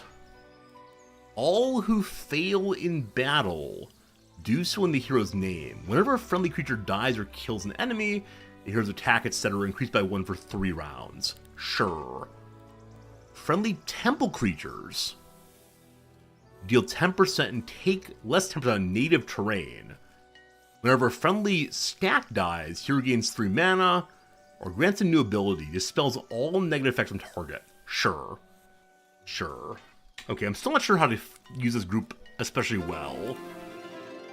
I need to figure out how to learn spells, frankly. Friends, how do I learn spells? Spellbooks! Okay, I don't seem to have any map spells. What's this? I think that's my current mana points. I wish to learn magic. Like, it's weird that she's daylight, but can't actually cast daylight. All very confusing. It's a stable gives back additional movement points, and you get more for a full week. So she is pretty darn speedy now. Cauldron gives Mercury. Okay. The last coin, a second pauper item. The battle appear to become difficult, though. Swordsmen here, I want to leave those for Bucko McGee. I guess I could grab them and then take them back home for him. All them swordsmen. You get crossbowmen here also. Okay. Can I just grab this? During adventures, you expand territory, capturing new lands and cities. The passage to the neighboring area is guarded. Win the battle to clear the way. Then take a city. Okay, so if we could fight through this battle, which is easy apparently, we can then get a castle. I just want the coin for right now, thank you. Alright. Bucko McGee here. I want to get the movement increased, but I just need to do the things I've been told to do. Okay, I see. So every turn, the little castle shows up as you may build something here if you want to. And I've been told that a magic tower built will allow us to have the correct kind of magic we want. Unlock 7 random tier 1 spells in a magic observatory. Ability to spend dust to upgrade them. When heroes visit the city, all the tier 1 spells go to their spell book.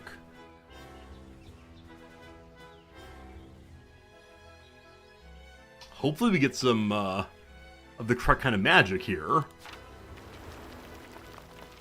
Mage guilds are one of the primary sources of spells in Heroes of Might and Magic Olden era. Each level of guild you build unlocks additional spells in the Magic Observatory, which visiting heroes may be able to learn. Heroes who begin their day in a city with a mage guild also get their mana back. Cool. To explore spells, open the Magic Observatory screen. Faction laws, here we go. Here we go, new button. Magic is a key element of gameplay alongside the armies. Heroes can use spells, etc. Spells are in 4 schools. Daylight strengthens the army. All spells are ranked. Cool. This is the tier 1 constellation.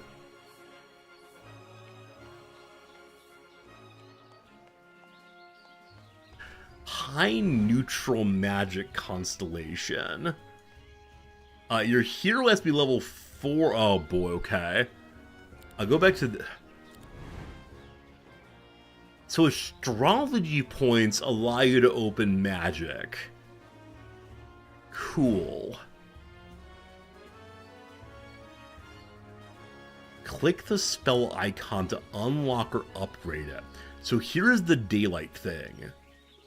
Healing water. Target friendly creatures restore 25 plus 5 time hero's spell power HP. So it's a heal. Shorten shadow. Target enemy creature loses 2 attack and defense. This is a diminution spell. Blessing. Deal more damage for some rounds. Haste. 2 speed. Okay, so clicking to upgrade is not doing it. Okay, how about this one? So we can upgrade if we use half of our alchemical dust. So did these just unlock? Whichever way, I need to bring my caster back here to get points in daylight casting. So she'll head back that way. John Johnson. Actually, one second. How far can she go this turn? Alright, so she has 2 of these 6 special items for her set now. She needs to have, okay, with 2 equipped, bonus to attack, defense, etc. Cool. Cool. To make sure the pauper items go to her for whatever reason. Though she being a caster, maybe the various upgrades don't matter as well. Because Big Boy is the one who doesn't cast as many spells, I think? We say hello. Give me your items, thank you. I'm a thief. Cool, thank you. John Johnson, let's get to battle. Oh, I meant to take her soldiers also. Oh well. So they have 2 soldiers, we have 68, or 1 pile or something. They can't go to us this turn, and we go first twice. So we head all the way forward, I guess. This guy's waiting, this one's coming. Okay, as we go first again, we can just go attack. May as well do so. Swordsman OP, I think I gotta say here. They've killed none of us. Return fire. That's pretty silly. Would you please give me the soldiers I meant to get? Thank you. There we go. There we go. Bigger stack. All good. The sawmill's ours. Check. Wood storage. Once per week, get some wood and stuff. So maybe it's sensible to make a route in circles consistently, so that one picks up all the buffs and so on. Gold mine next. That's this one down here. I'll let the caster deal with that, I guess. Or should I just have one character doing absolutely everything, so that one character is able to get as much XP as possible? I don't know. I don't know. Anyway, more magic, more good, please. So the mage tower is up. Did that then unlock more magic stuff? Okay, it opened the tier 2 constellation. So I think what the game is saying is, these are the spells you got this time. Haha, better luck next time on healing water. Maybe. Hey, Big, how's it going? How's this new game? So honestly, this is my first time ever playing Here's My Magic. I'm having fun, but a bit of complication here. Okay, here are the tier 2 spells we got. Remove a counterattack charge. It takes 10 mana though. I only have 20 mana, I believe. Gotta work on that. Reduces duration of negative effects. Reveals the borders of all areas, including those hidden by fog of war. This must be in a limited area. There's no way there's the whole map. I can't imagine that. Okay, so Night Guy McGee. I would like the dragon stuff, as it gives valuable artifacts. So you're gonna go deal with these skeletons. And this is the edge of the map, it seems. So I wonder if it's not possible for us to get here, if we have to go around somehow instead. But easy battle anyway. Next turn. You're gonna go visit my city.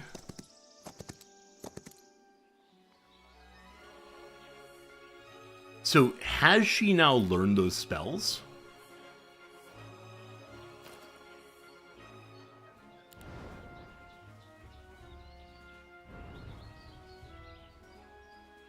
Or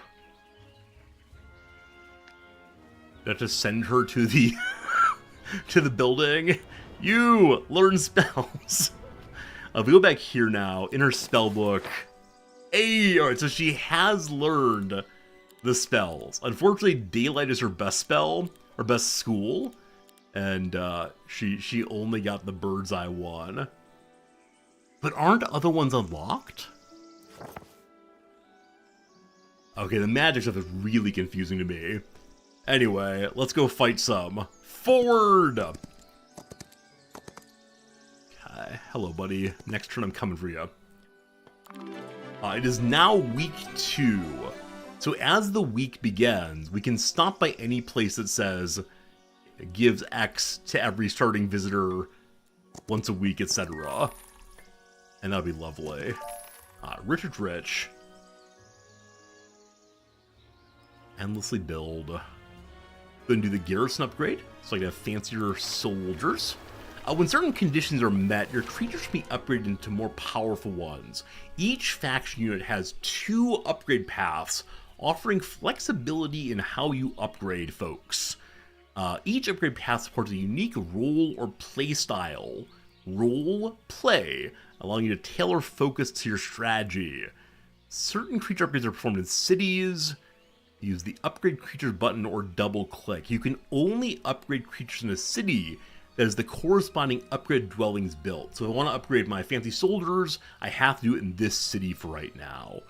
There also may be alternative upgrade methods. Fascinating. Alright, it is time for this battle. Giant death stack, forward. Okay. I pushed past turn movement, that's fine. This fellow has a big old sword. I'm kind of wondering if he can attack at distance. We cannot attack this turn. He can go this far forward. I'm gonna drop back. Play a little hard to get. High morale. I actually don't want high morale right now. So I'll wait at this point. Let him come on in.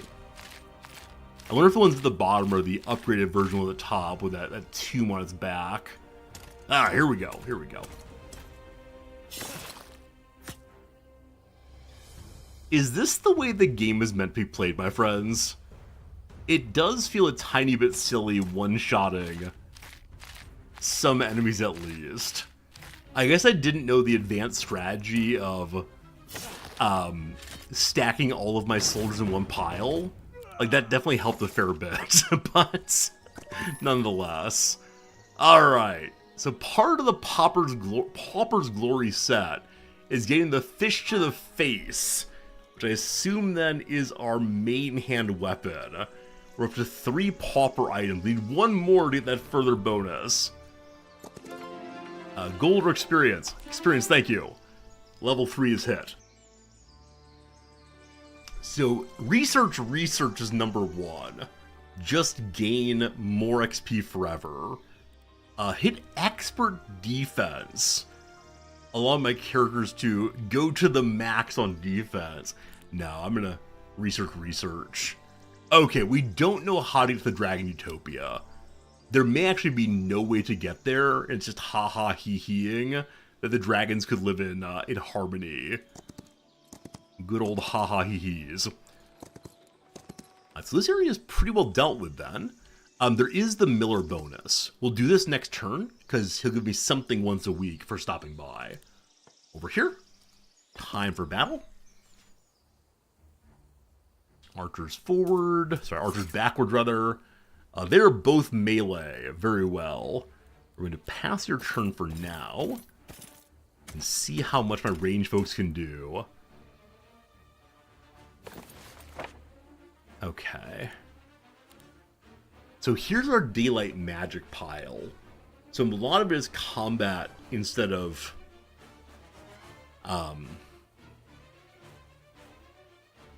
world map stuff. Gain speed, deal more damage for 1 turn, diminution, remove counterattacks, reduces duration of all negative effects. So she'll need to go back to the castle after the battle, but I want to see how this works. So I'm going to do the blessing, allowing my archer to shoot even harder. Cool. Now, unfortunately, Birdo can't get to the front, so Birdo's going to waste their turn in some way. Okay. So, Archer intends to kill this one.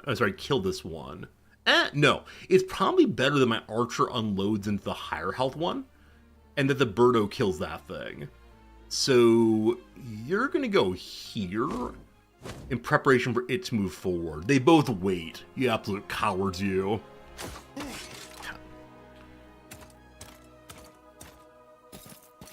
That worked really well, actually.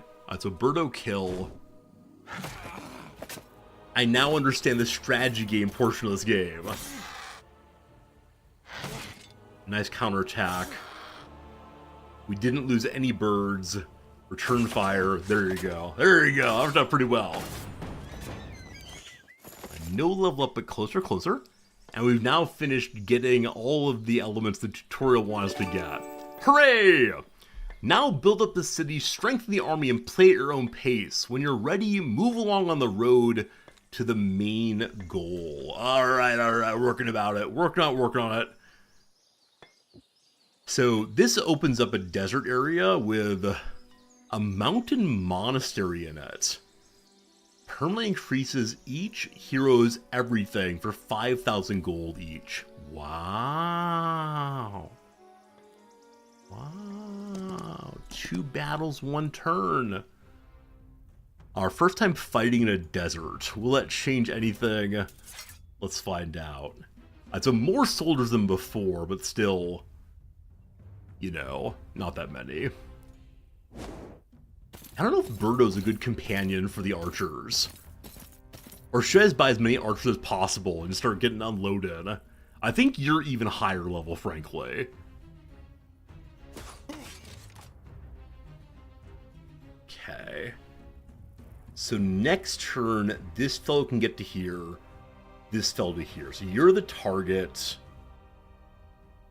I'm gonna send you up this way. I left money on the ground. Possible. Thank you for seeing that. I will definitely go for it next turn. Okay. Hopefully Bird can get kill here. Bird can get kill here, maybe? Oh, I should have cast the spell to get bonus, etc. I lost my first bird. Oh gosh, I lost second bird. Knight too strong. Knight too strong. Alright. Power of Christ compels you. Okay, lost some birds. Not good, not good. Leveled up though. A fair trade. The hero can learn tier 5 daylight spells without visiting a mage guild. Daylight spells go up again. Expert daylight, even more levels, more movement speed, bonus logistic, or scholar synergy arena. More spell power when casting daylight, gains additional for each other magic school skill known.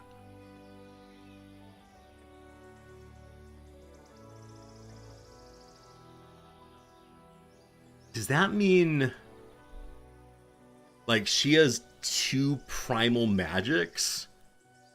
And so it's then at least plus 12 to her daylight magic?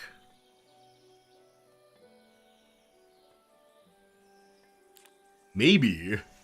Her daylight magic may have gotten silly strong. I'm not quite sure on what happened there, but we'll find out. Oh no, someone's guarding the monastery! I'll have to deal with that in the future. Alright, we'll call it a turn. Very good. So this turn we need more building. But what? I guess we'll remove the Fog of War. I'm guessing we've already done that, maybe? Probably seen most things around, but it's okay. Creatures may be recruited again. Sure, why not? Our money is getting a little bit low, that's okay. And then I can upgrade these to guard captains. Or, wait. Okay, they become Sun Aegises or guard captains. So the captains do more damage and have more initiative, but are worse or equivalent in other respects.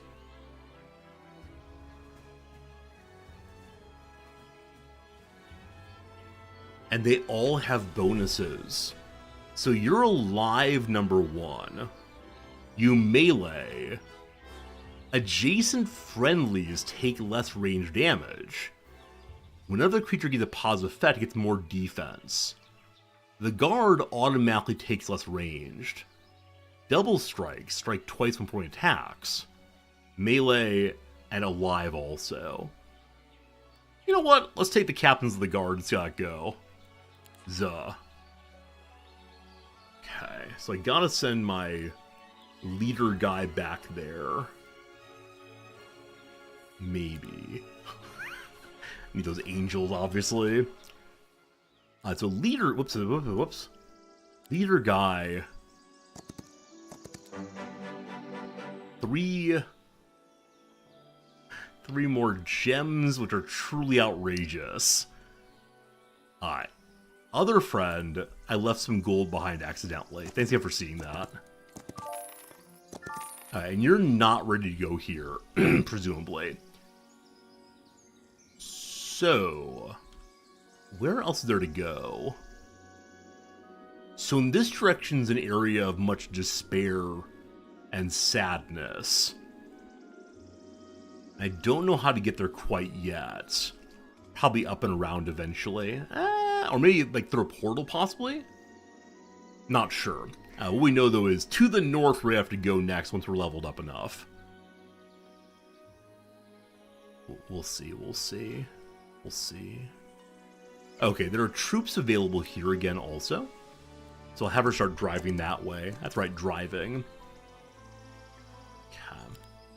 This buddy, visit the miller. Oh, you already did that, sorry.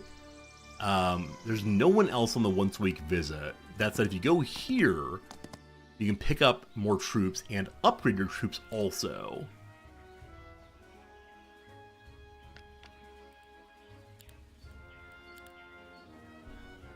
Okay. So a bunch of captains of the guard. I'm guessing in the normal game, one is not supposed to take all the troops here. There's hidden gold next to the main hero, one space northwest.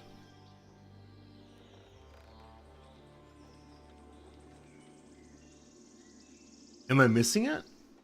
Xander, I'll wait until you say where it is. Main hero northwest? Or is it somewhere previous to where I was? If it's here, I can't get down there yet. The other hero, thank you. Oh, so there is. Thank you for seeing that. My eyes aren't what they used to be, it seems. Very well, though. Alright, off this... Hey, wood! Hidden wood! Everything's hidden here. Hidden alchemical dust. It's an Easter egg hunt. I've got to say, I love it. Alright, so chemical dust. And that. Time to build again. Something that does not need people visiting to help. The golden calf. We are interested in worshipping sinful things. Taverns, not right now. Solar temple up. Oh, the law thing. I haven't even looked at the law thing. One-time allotment of this and that. More sight radius. A bunch of astrology points each day. I know I can use that in order to unlock magic, maybe. Swordsmen grow in your cities faster. They gain defense. Friendly creatures deal bonus damage to anything summoned. Obviously, strengthen my swordsmen. Obviously, strengthen my crossbowmen.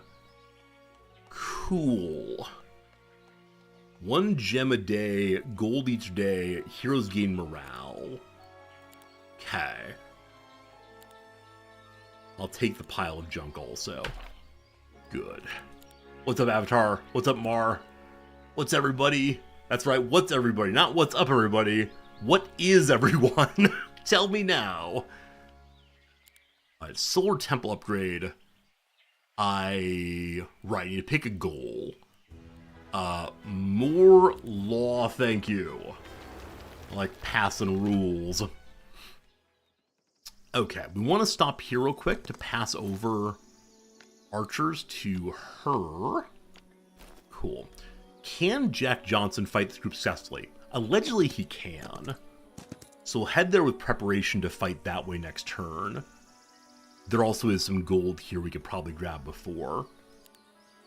And then you're going to go up here and pick up more crossbow people if possible. And then maybe fight for this territory there. There are soldiers ready also. I'll leave them for the other fellow. Sure. Let's go have a couple easy battles here and there next turn. I'll start with one down here, or maybe we build a building first. Why not? Okay, I would like to strengthen my archers also, I guess. Or cavalry. Or griffins. I'll take cavalry. That seems fun. Okay. What's up, Ancient? What are we? You were not anything? My mind, it is blown. Hey, it's another piece of peasant gear, the straw hat. I'm gonna take that first, because that'll give me my 4th item. That'd be pretty cool. Alright, it's time to charge forth wildly. Or skip our turn, because I forgot how the map works. Oh no, I'm taking damage. Absolutely unacceptable. I can't ever take damage again. No! Please stop shooting me. That's so rude. Alright, group number 1. Dealt with, boom. Who's next? You made a terrible mistake with your whole shooting thing. Okay, it looks like I can get here but not attack this turn, or can I just attack this turn? Just. I feel like, what, Garen in League of Legends? If I can get into melee range, big win, but until then we got some problems. Always, always. But, new item. So now you have 4 pieces of Pauper's Glory, so we have a +2 to all stats. Nice. And a little more cash money. If I choose this experience, I believe we level up, and we do. So gain even more XP, or more movement. More XP? Do you want more XP? Bonus law points if the hero's leadership. Nice. Hello, Noms. How are you? Are you playing nicely? I am trying to clear the, Nicely Johnson? I'm trying to clear the... Nicely Johnson. His name is John Johnson, and that's Nice Johnson indeed. You going for a run? Yeah. I hope it's nice. I know you've been having some chest problems, so I hope you're able to get through without coughing too much. Oh, I was thinking it might loosen some things up if I shake it around a little bit. I mean, I have offered to you percussive therapy, like striking your back and helping the stuff to move, which is disgusting to think about, but if it helps, who knows? Who knows? Anyway, sweetie, I'll see you after your run. Please come back soon. Alright, I'm going to choose the even more XP. I want to get the highest possible level as fast as possible. Next turn, we're going to free the monastery if possible. Up this way. Let's go ahead and stop and... yeah, we'll go for battle. That's fine. See you, Noms. Have a good day. Appreciate it. When you hover over the enemy, the swords angle differently, deciding where you attack from. Thula, thank you. Is there a bonus from attacking behind? If so, cool. If not, less cool. Okay. Did I finish cleaning up the arcane library? I did, Marks. I managed to clean up the library entirely in that librarian game. I enjoyed it. It was a little repetitive, but a good time regardless. My griffins are feeling kind of useless. I'm not sure to have the griffins in the team at all. Nonetheless, cacaw forward we go.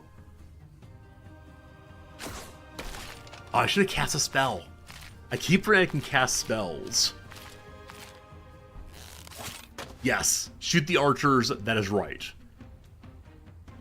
Okay, if you pass a turn, you only kill 2 to 3 of them. I think you're just gonna run away, Birdo. And then you're gonna shoot here, getting the full kill. Oh yeah, I really enjoyed the librarian game. I didn't know how to make it terribly interesting after a little while, when the game started being more and more repetitive, automatic, as opposed to engaging with the individual book ideas. But yeah, it's a really fun game anyway. If you've not played the Librarian Arcane Library game, it's really clever creation. Okay. Do I just strengthen you? Wait, did strengthen both of them or just this one? How does magic work? Alright, so next turn, you're gonna fire into Brother Man in a big way. Or it takes some damage, I suspect. Do you have the bonus also? I don't know if you do. Oh, Perrin's gonna kill everyone. So he must have the bonus then. I think without the bonus on, he wouldn't have gotten a kill. Cool. Confusing but cool. We've opened up this area. Neat. Okay, so as we go this way, there is a castle to head to. More little items on the way. What's this? Liege's Memorial gives gold, wood, and ore after defeating its guard. It doesn't show what its guard is, though. Maybe we'll try it soon enough. The Sundrop Chapel, you can get light weavers. Pray to the chalice, it shall heal and bolster you. Or let professionals do the praying for you. That's nice, that's nice. I have to grab some more monies. What's this? What are these? More alchemical dust. Something magic. I'm gonna take gold now because I'm gonna start building a second city. You successfully capture the city, complete exploration of nearby lands, and prepare for a longer trip. How to use your first serious opponent, the enemy hero, blocking the way to your next goal. So 2 cities now. Are they named differently? Heartforge versus the Two Sisters. A city we took over previously, I believe. Okay, there's already a tavern here, it seems. I immediately recruited heroes. Wasn't sure I meant to do that, but it's okay. I'd like to upgrade my archers here. So that will be good. Other army. We need 2625. So next turn I can upgrade my archers to Austrians or to marksmen. We'll figure it out in a moment, next turn. So you're gonna hang out there for a turn, it seems. At the other city, we can afford a tavern. I'm not sure I want more armies, but may as well unlock it anyway. So you've used the majority of your moves. You can go a tiny bit this way. Oh, she's supposed to stay there for, yeah, for recruiting troops. Meant to do that. Then down this way, go and free the monastery. You have 3 stacks. No archers allowed. What magic do you know anyway? So, okay. It seems that Big Boy here knows all of the magic spells that the city knows. He has quite a bit of quite a bit of magic.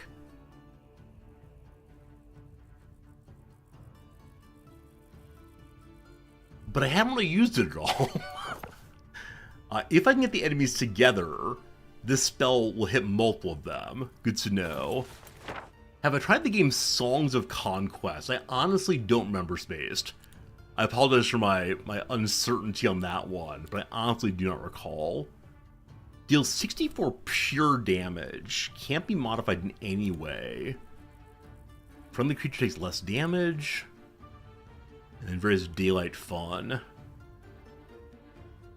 These are all for only 1 turn, it seems.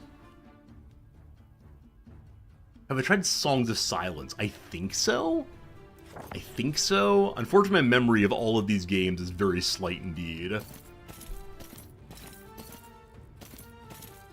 Please stack together, enemies. Please stack together. They're not going to stack together. Oh, I might. Oh, yes. For the first time ever, we get to try Fireball hitting multiple characters. Possibly what a waste of mana, but what a good time anyway. In we go. I did play Song of Silence. Thank you for remembering that. Counterattack. Haha. I didn't mean to be just outside this guy's range, but it worked out nicely anyway. Nice. Nice. And no one died, amazingly. That's pretty silly. Alright. Permanently increase each visiting hero's such and so for 5,000 money.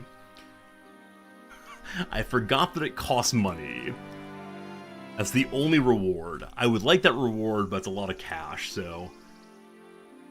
Do I hang out here for multiple turns? Because next turn, I was intending to have Lady in Blue upgrade her troops. We have to wait here for 2 turns to do anything. And we can go here. We haven't gotten the defense bonus yet. We can go there and then come back, maybe.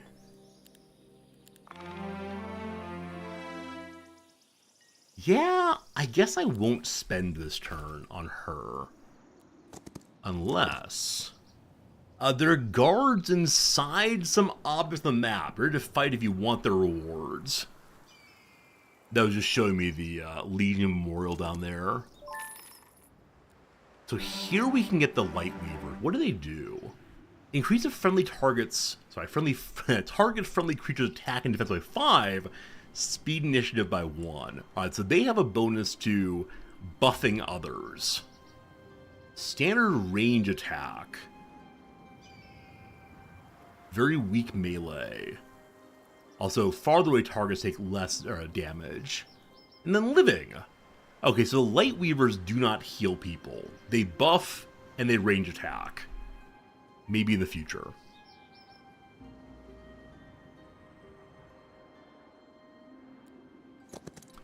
Grab more stuff. Okay, you're gonna get your +1 bonus. Next turn, it seems. And then head back over here. So he'll get there next turn. This turn, then, I don't mind you buffing your crossbow dudes. Okay. So, upgrade units. Switch over. Okay. So the Allstringer here has more defense, more speed. Double shot, so strikes twice when doing ranged, is the big upgrade here.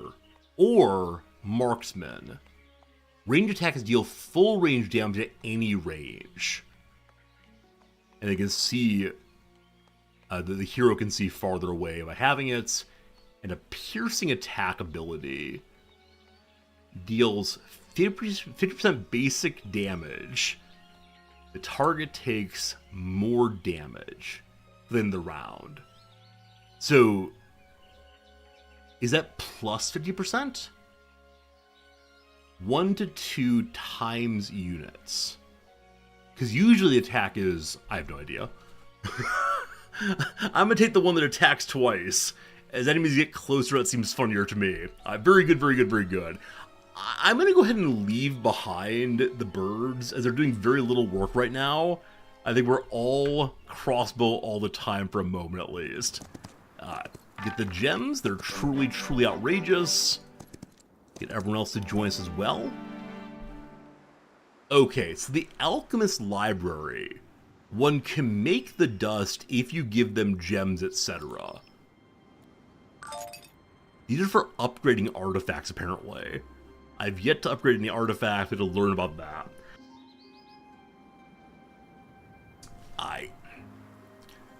What's this?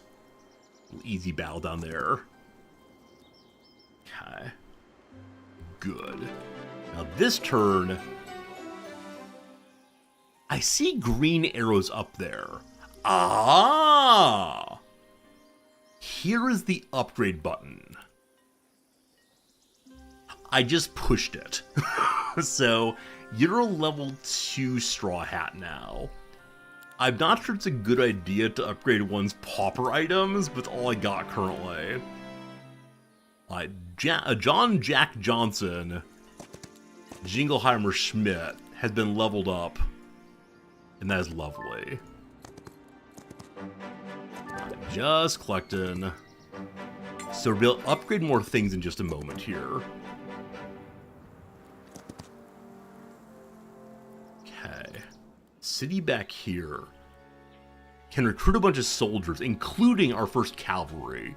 I would need to have a hero here to help them, though. So I can get a hero named Kestrel or Pip.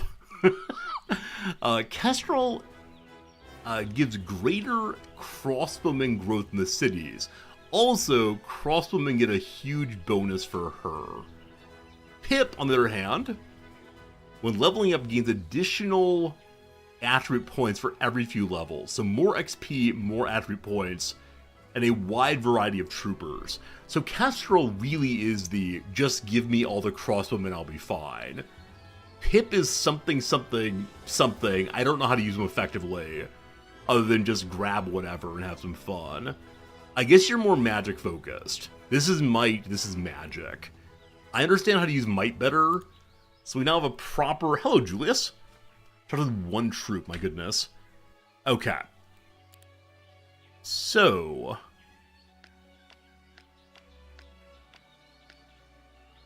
Fine. We have a third might now. Does she look the same? Okay, unfortunately it appears to be just one model right now of hero on the map. Friendly creatures' basic attacks deal 20% more damage. Sure. Archers especially. Yeah. Not even reading the other ones, that's the most obvious choice of all time. Bring me more archers, thank you. Okay. Good turn. Are there archers waiting for you? There may well be. Excellent. Let's go fight something.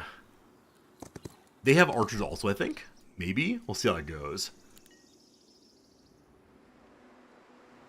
Do I want to try to do more upgrades? I wonder if gems and crystals are such are used for anything? So it's 50 points per upgrade. Or 25? 25. I have 2 more items. So right now I only want 50 or so. And then we go to you. Double click. Make with the upgrades. So everything is now green level.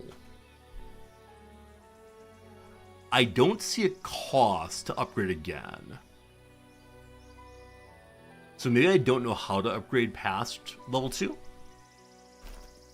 Not sure. What I'm sure about though is for the moment, everything's well controlled down here.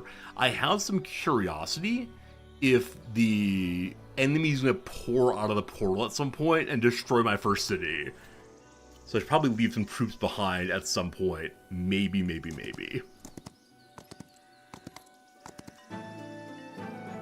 I probably should have had Kestrel level up at the monastery, maybe.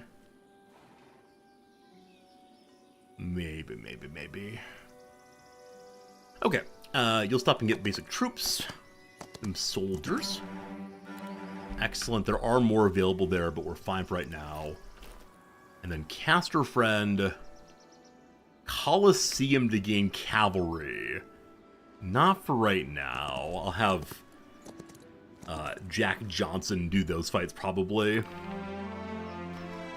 Leah, show me what you can see. I hear portals. They're special objects that instantly transport heroes to another location. Unlike regular movement, where you always see destination, portals take you to a weird place. Sometimes they have guards. You can return to the same portal without having to fight the guard again. But this one's an exit only. Cat. Pandora's box. Unpredictable but great reward.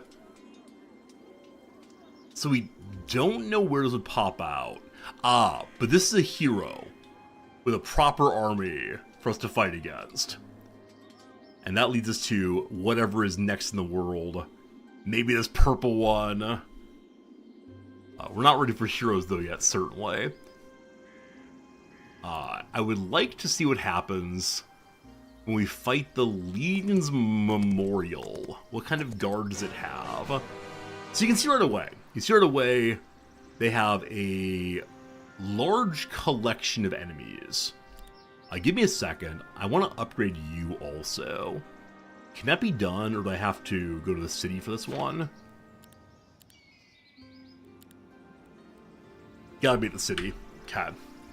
Hey, Fedifist, I'm doing really well. How are you doing? It is, of course, the weekend. I'm enjoying the weekend ahead. Gonna go to a bookstore. Very excited about that. Not sure what I'll buy. Looking forward to figuring out eventually. Archer versus Archer. They have 18. We have more than that. Good fight, good fight, good fight. Alright. Another piece of Pauper's Glory. I'll grab that and take it back to Hero Guy as best as possible. Kestrel with the Archers.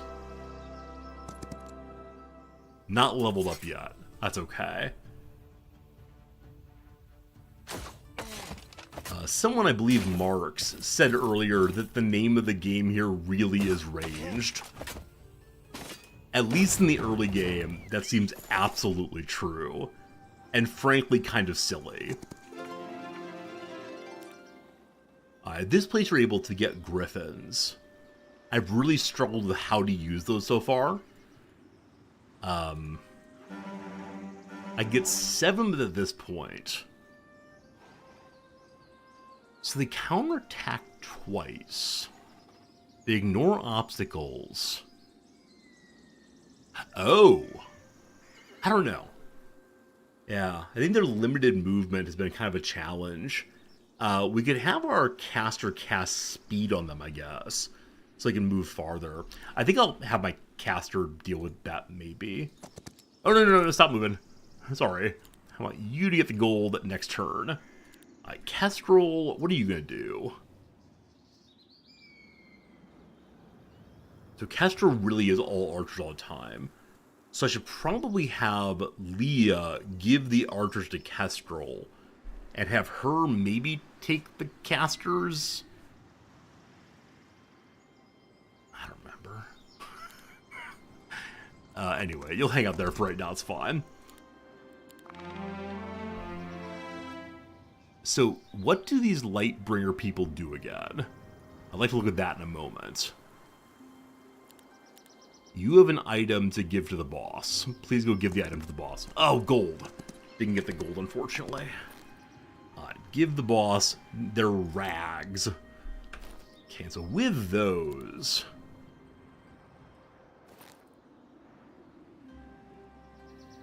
Can those be upgraded? Yes. Okay. You... Lab now? We need 25 more, so 15 more. You can then upgrade your rags.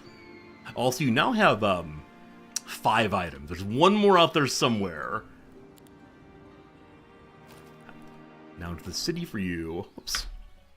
Into the city for you, please. You're going to take those troopers. How do I recruit these, I wonder? Right-click to recruit. Good to know. And they want to upgrade all of you, which is this button here.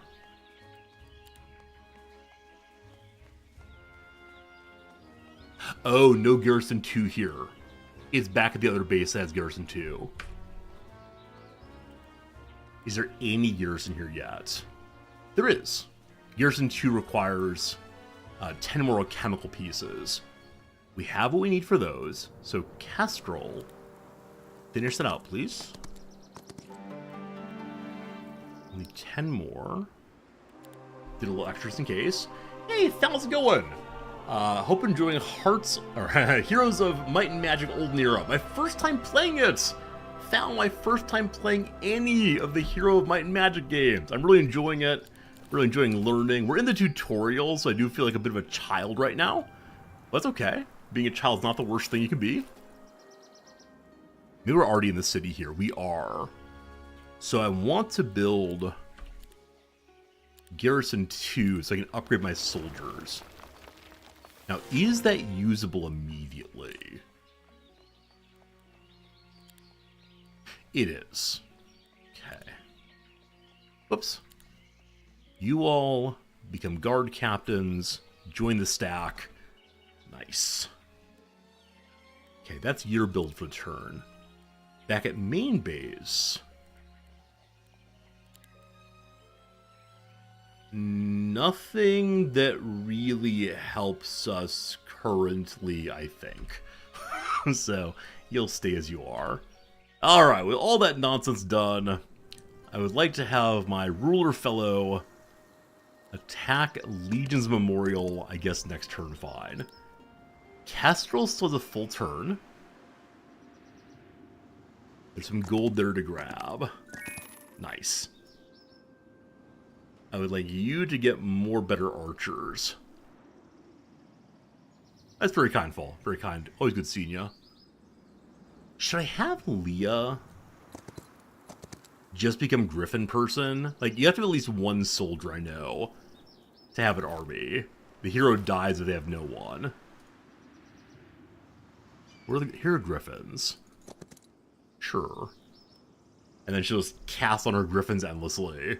Sounds like fun. Okay, Kestrel. No, we have to have the Griffins first. Hello to all. Excellent. So now you're going to head up this way. And then Kestrel's going to borrow all of your archers. Cool. Kestrel will then go upgrade the archers. If we have that building here. Let's see if we do. Hey, we do. Very good, very good. Now we have the world's largest stack of archers. Glorious. And there are more to get. Even more to get. So how much money do we need now to do the next upgrade? Oops, wrong kind. Switch back over. 665. Maybe we can find gold in the map. Or maybe we can just go ahead and do that next turn. We'll see. I leave this. It's time for the Legion's Memorial Battle against a very large number of enemies here. I don't know what these groups are here. I think this is archers. See, I wonder if this is a place where I should have more than one kind of stack. In addition to usual battles on the world map, you may come across special guarded objects. Battles with guards differ from standard battles due to unique placement of everybody.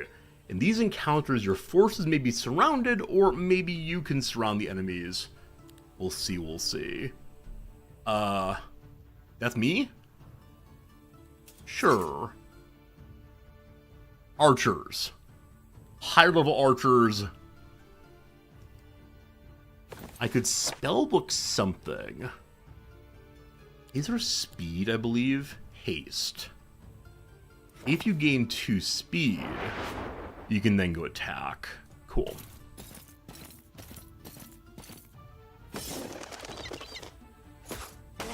Yeah, I think it makes sense, team, for us to have a variety of characters as the one big. Hey, Lucky Strike!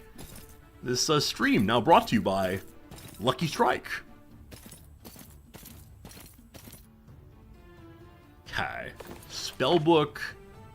Primal magic. Okay, no more archer allowed. Very good. Cool. We lost a soldier! No!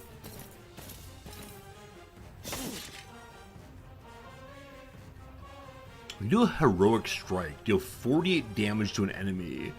These points are used or losed, I believe. So let's try and see how this works. Oh, cool. So it's a free attack, it seems. Nice. Level up, awesome. And what else do we get for doing this? We have to do level up first. More morale. Even more XP. Wait, for how long do I keep stacking more XP forever?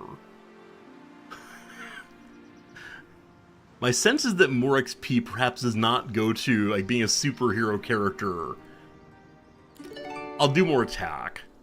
All we got were basic resources? I don't mean to be rude. I really thought we got an artifact off of that one. Alright, we'll go to the Colosseum next and get some cavalry. It's your next turn. Kestrel, I'd like you to level up the remainder of your archers. Yeah, I see why one might like to have a split stack of archers. That makes a fair amount of sense. So you can have different damage on different characters instead of all at once on just the one.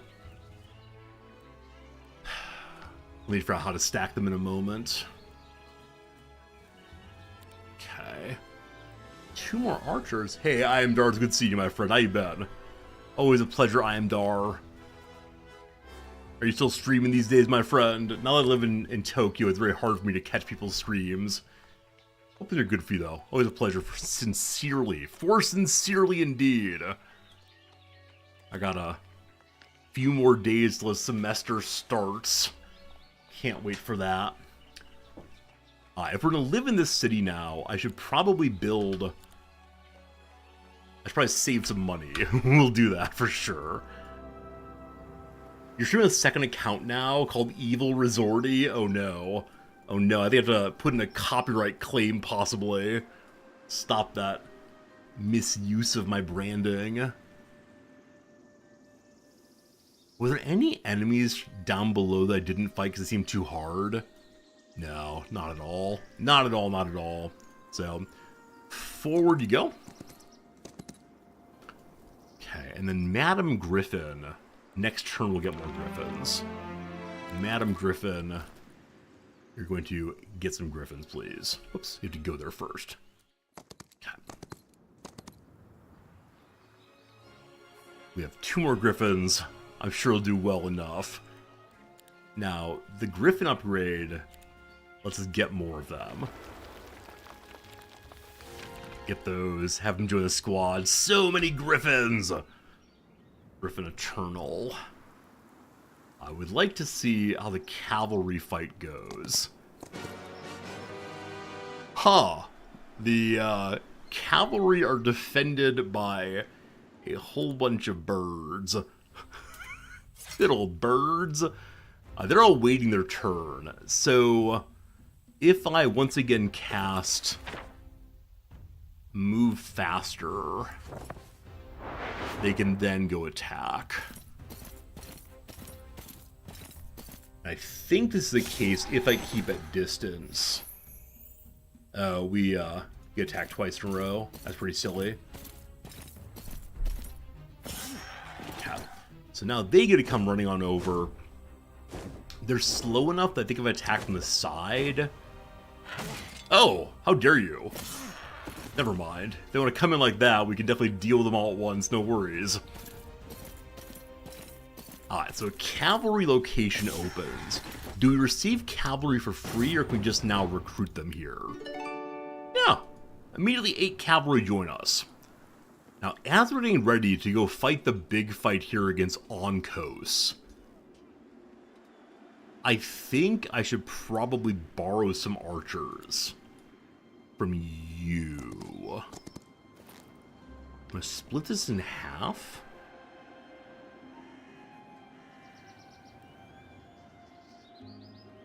I don't know how math works. 80, 83, close enough. And you pass them on over. Good. Okay. Is Big Boy allowed to level up his items again? No. So is there some building I need to do greater upgrades on my artifacts? The forge, maybe? No, that brings you angels. Do not need angels yet. I don't know what I need. Leah, you kind of just hang out for right now, it's fine. Gold right here. Let's go fight some baddies. Another level up. Another level up. Basic offense, we just do more damage. Greater sight, or again, whenever a friendly creature dies, etc. No, more damage. Maybe the popper set can only go level 2. That makes some sense. That does make some sense. Knowledge Garden. Everyone gets 1 knowledge for visiting. And then the last piece I need of my Pauper's glory. Glorious Pauper stuff. Alright, first time using some of these characters.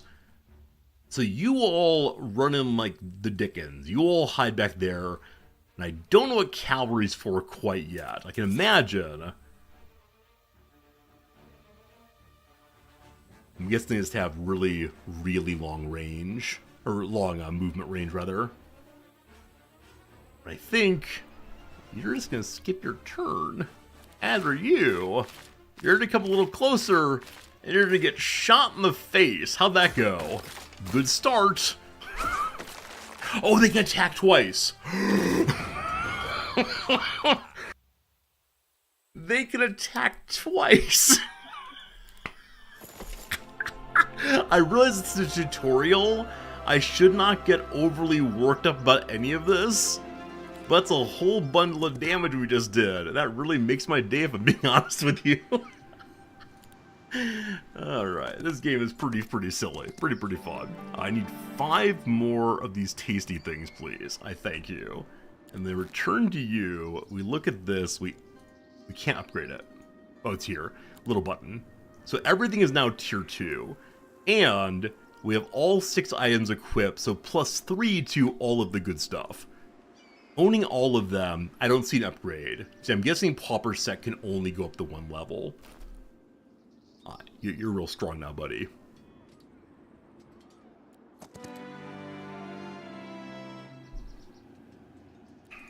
I guess next turn we go for the big battle.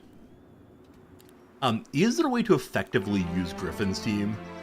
Are Griffins actually part of a healthy growing boys army, or have I just not understood how they're used effectively? Alright, it is time for the hero battle. The enemy can use spells. Their army is stronger and better organized. At the end of the battle, 1 hero is killed, like a Scottish guy, and the victorious hero earns experience and artifacts. However, you can run away if you want to. You can keep all your junk then and live to fight another day. Obviously, we're not running away. We're just doing this. The enemy has placed creatures and is waiting for me. I can't see their creatures. However, we'll do this again. So they have an archer and 2 meleeers. My archer goes before their archer does. Cool. None of our people can get in close enough to do much. My characters move twice before theirs can attack at all, I believe. So you go there, and you go there, and you... Oh! Again, the enemy does have the ability to cast magic. And so they went ahead and harmed my big guy quite a bit. That said, their archer dealt with. Oh, you know what's a bit of an issue there? By attacking on a target I knew would die, my archers wasted their second shot. Now, we might be strong if it doesn't really matter, but... Okay, this guy gets to go before my archers do. We're pretty strong, though. Okay, now does the enemy run away to live another day? Or is this going to be this? I clicked the ground. Hey, High Morale got a second attack, though. Nice. The enemy did not run. We leveled up. Did we get any artifacts because we defeated an enemy? Number 1, John Johnson. Basic summon avatar. New battle spell. Summons an avatar with spell power and knowledge. That seems not very knightly. Number 2, Nightshade spells. Or Be More Righteous. Be More Righteous. Temple creatures blah blah blah. When friendly stacks die or kills a stack, the enemy gains mana or dispel all negative effects. Feels overly magic-y, but my stacks don't die. They kill enemy stacks all the way. Alright, through the portal will probably be the last bit of today's stream. Kinda sorta thinking. But on the way there, I will get that scouting sky ship so I can see even more territory. On this one, seeing more territory did not help us. That is fine. Through the portal leads us to the purple one as expected. Abandoned outpost. Defeat the guard, transform it into a city, etc. Alright, team. I want to know what the Pandora's box is very, very badly. I said I was going to go, and now I'm suddenly wondering, will I actually go? Alright. Here's the abandoned outpost. You can get a city. After you do this, the final battles ahead. Yeah, the Necromancer's Castle. I think we'll save that for another day. Friends, it is about time for me to go on the weekend especially. Tomorrow, no stream from me. I hope you have a happy rest of your weekend. I'm going to go hang out with my wife and get some work done. The next time you'll see me is on the morning. I will be again teaching for the semester, so I look forward to seeing you. I'll talk about opening class days of the year and so on. It'll be a good time. For now, thank you. I appreciate you. I'm going to go see a bookstore. It's going to be fun. Goodbye, friends, and thank you so much for hanging out with me as always. Bye-bye.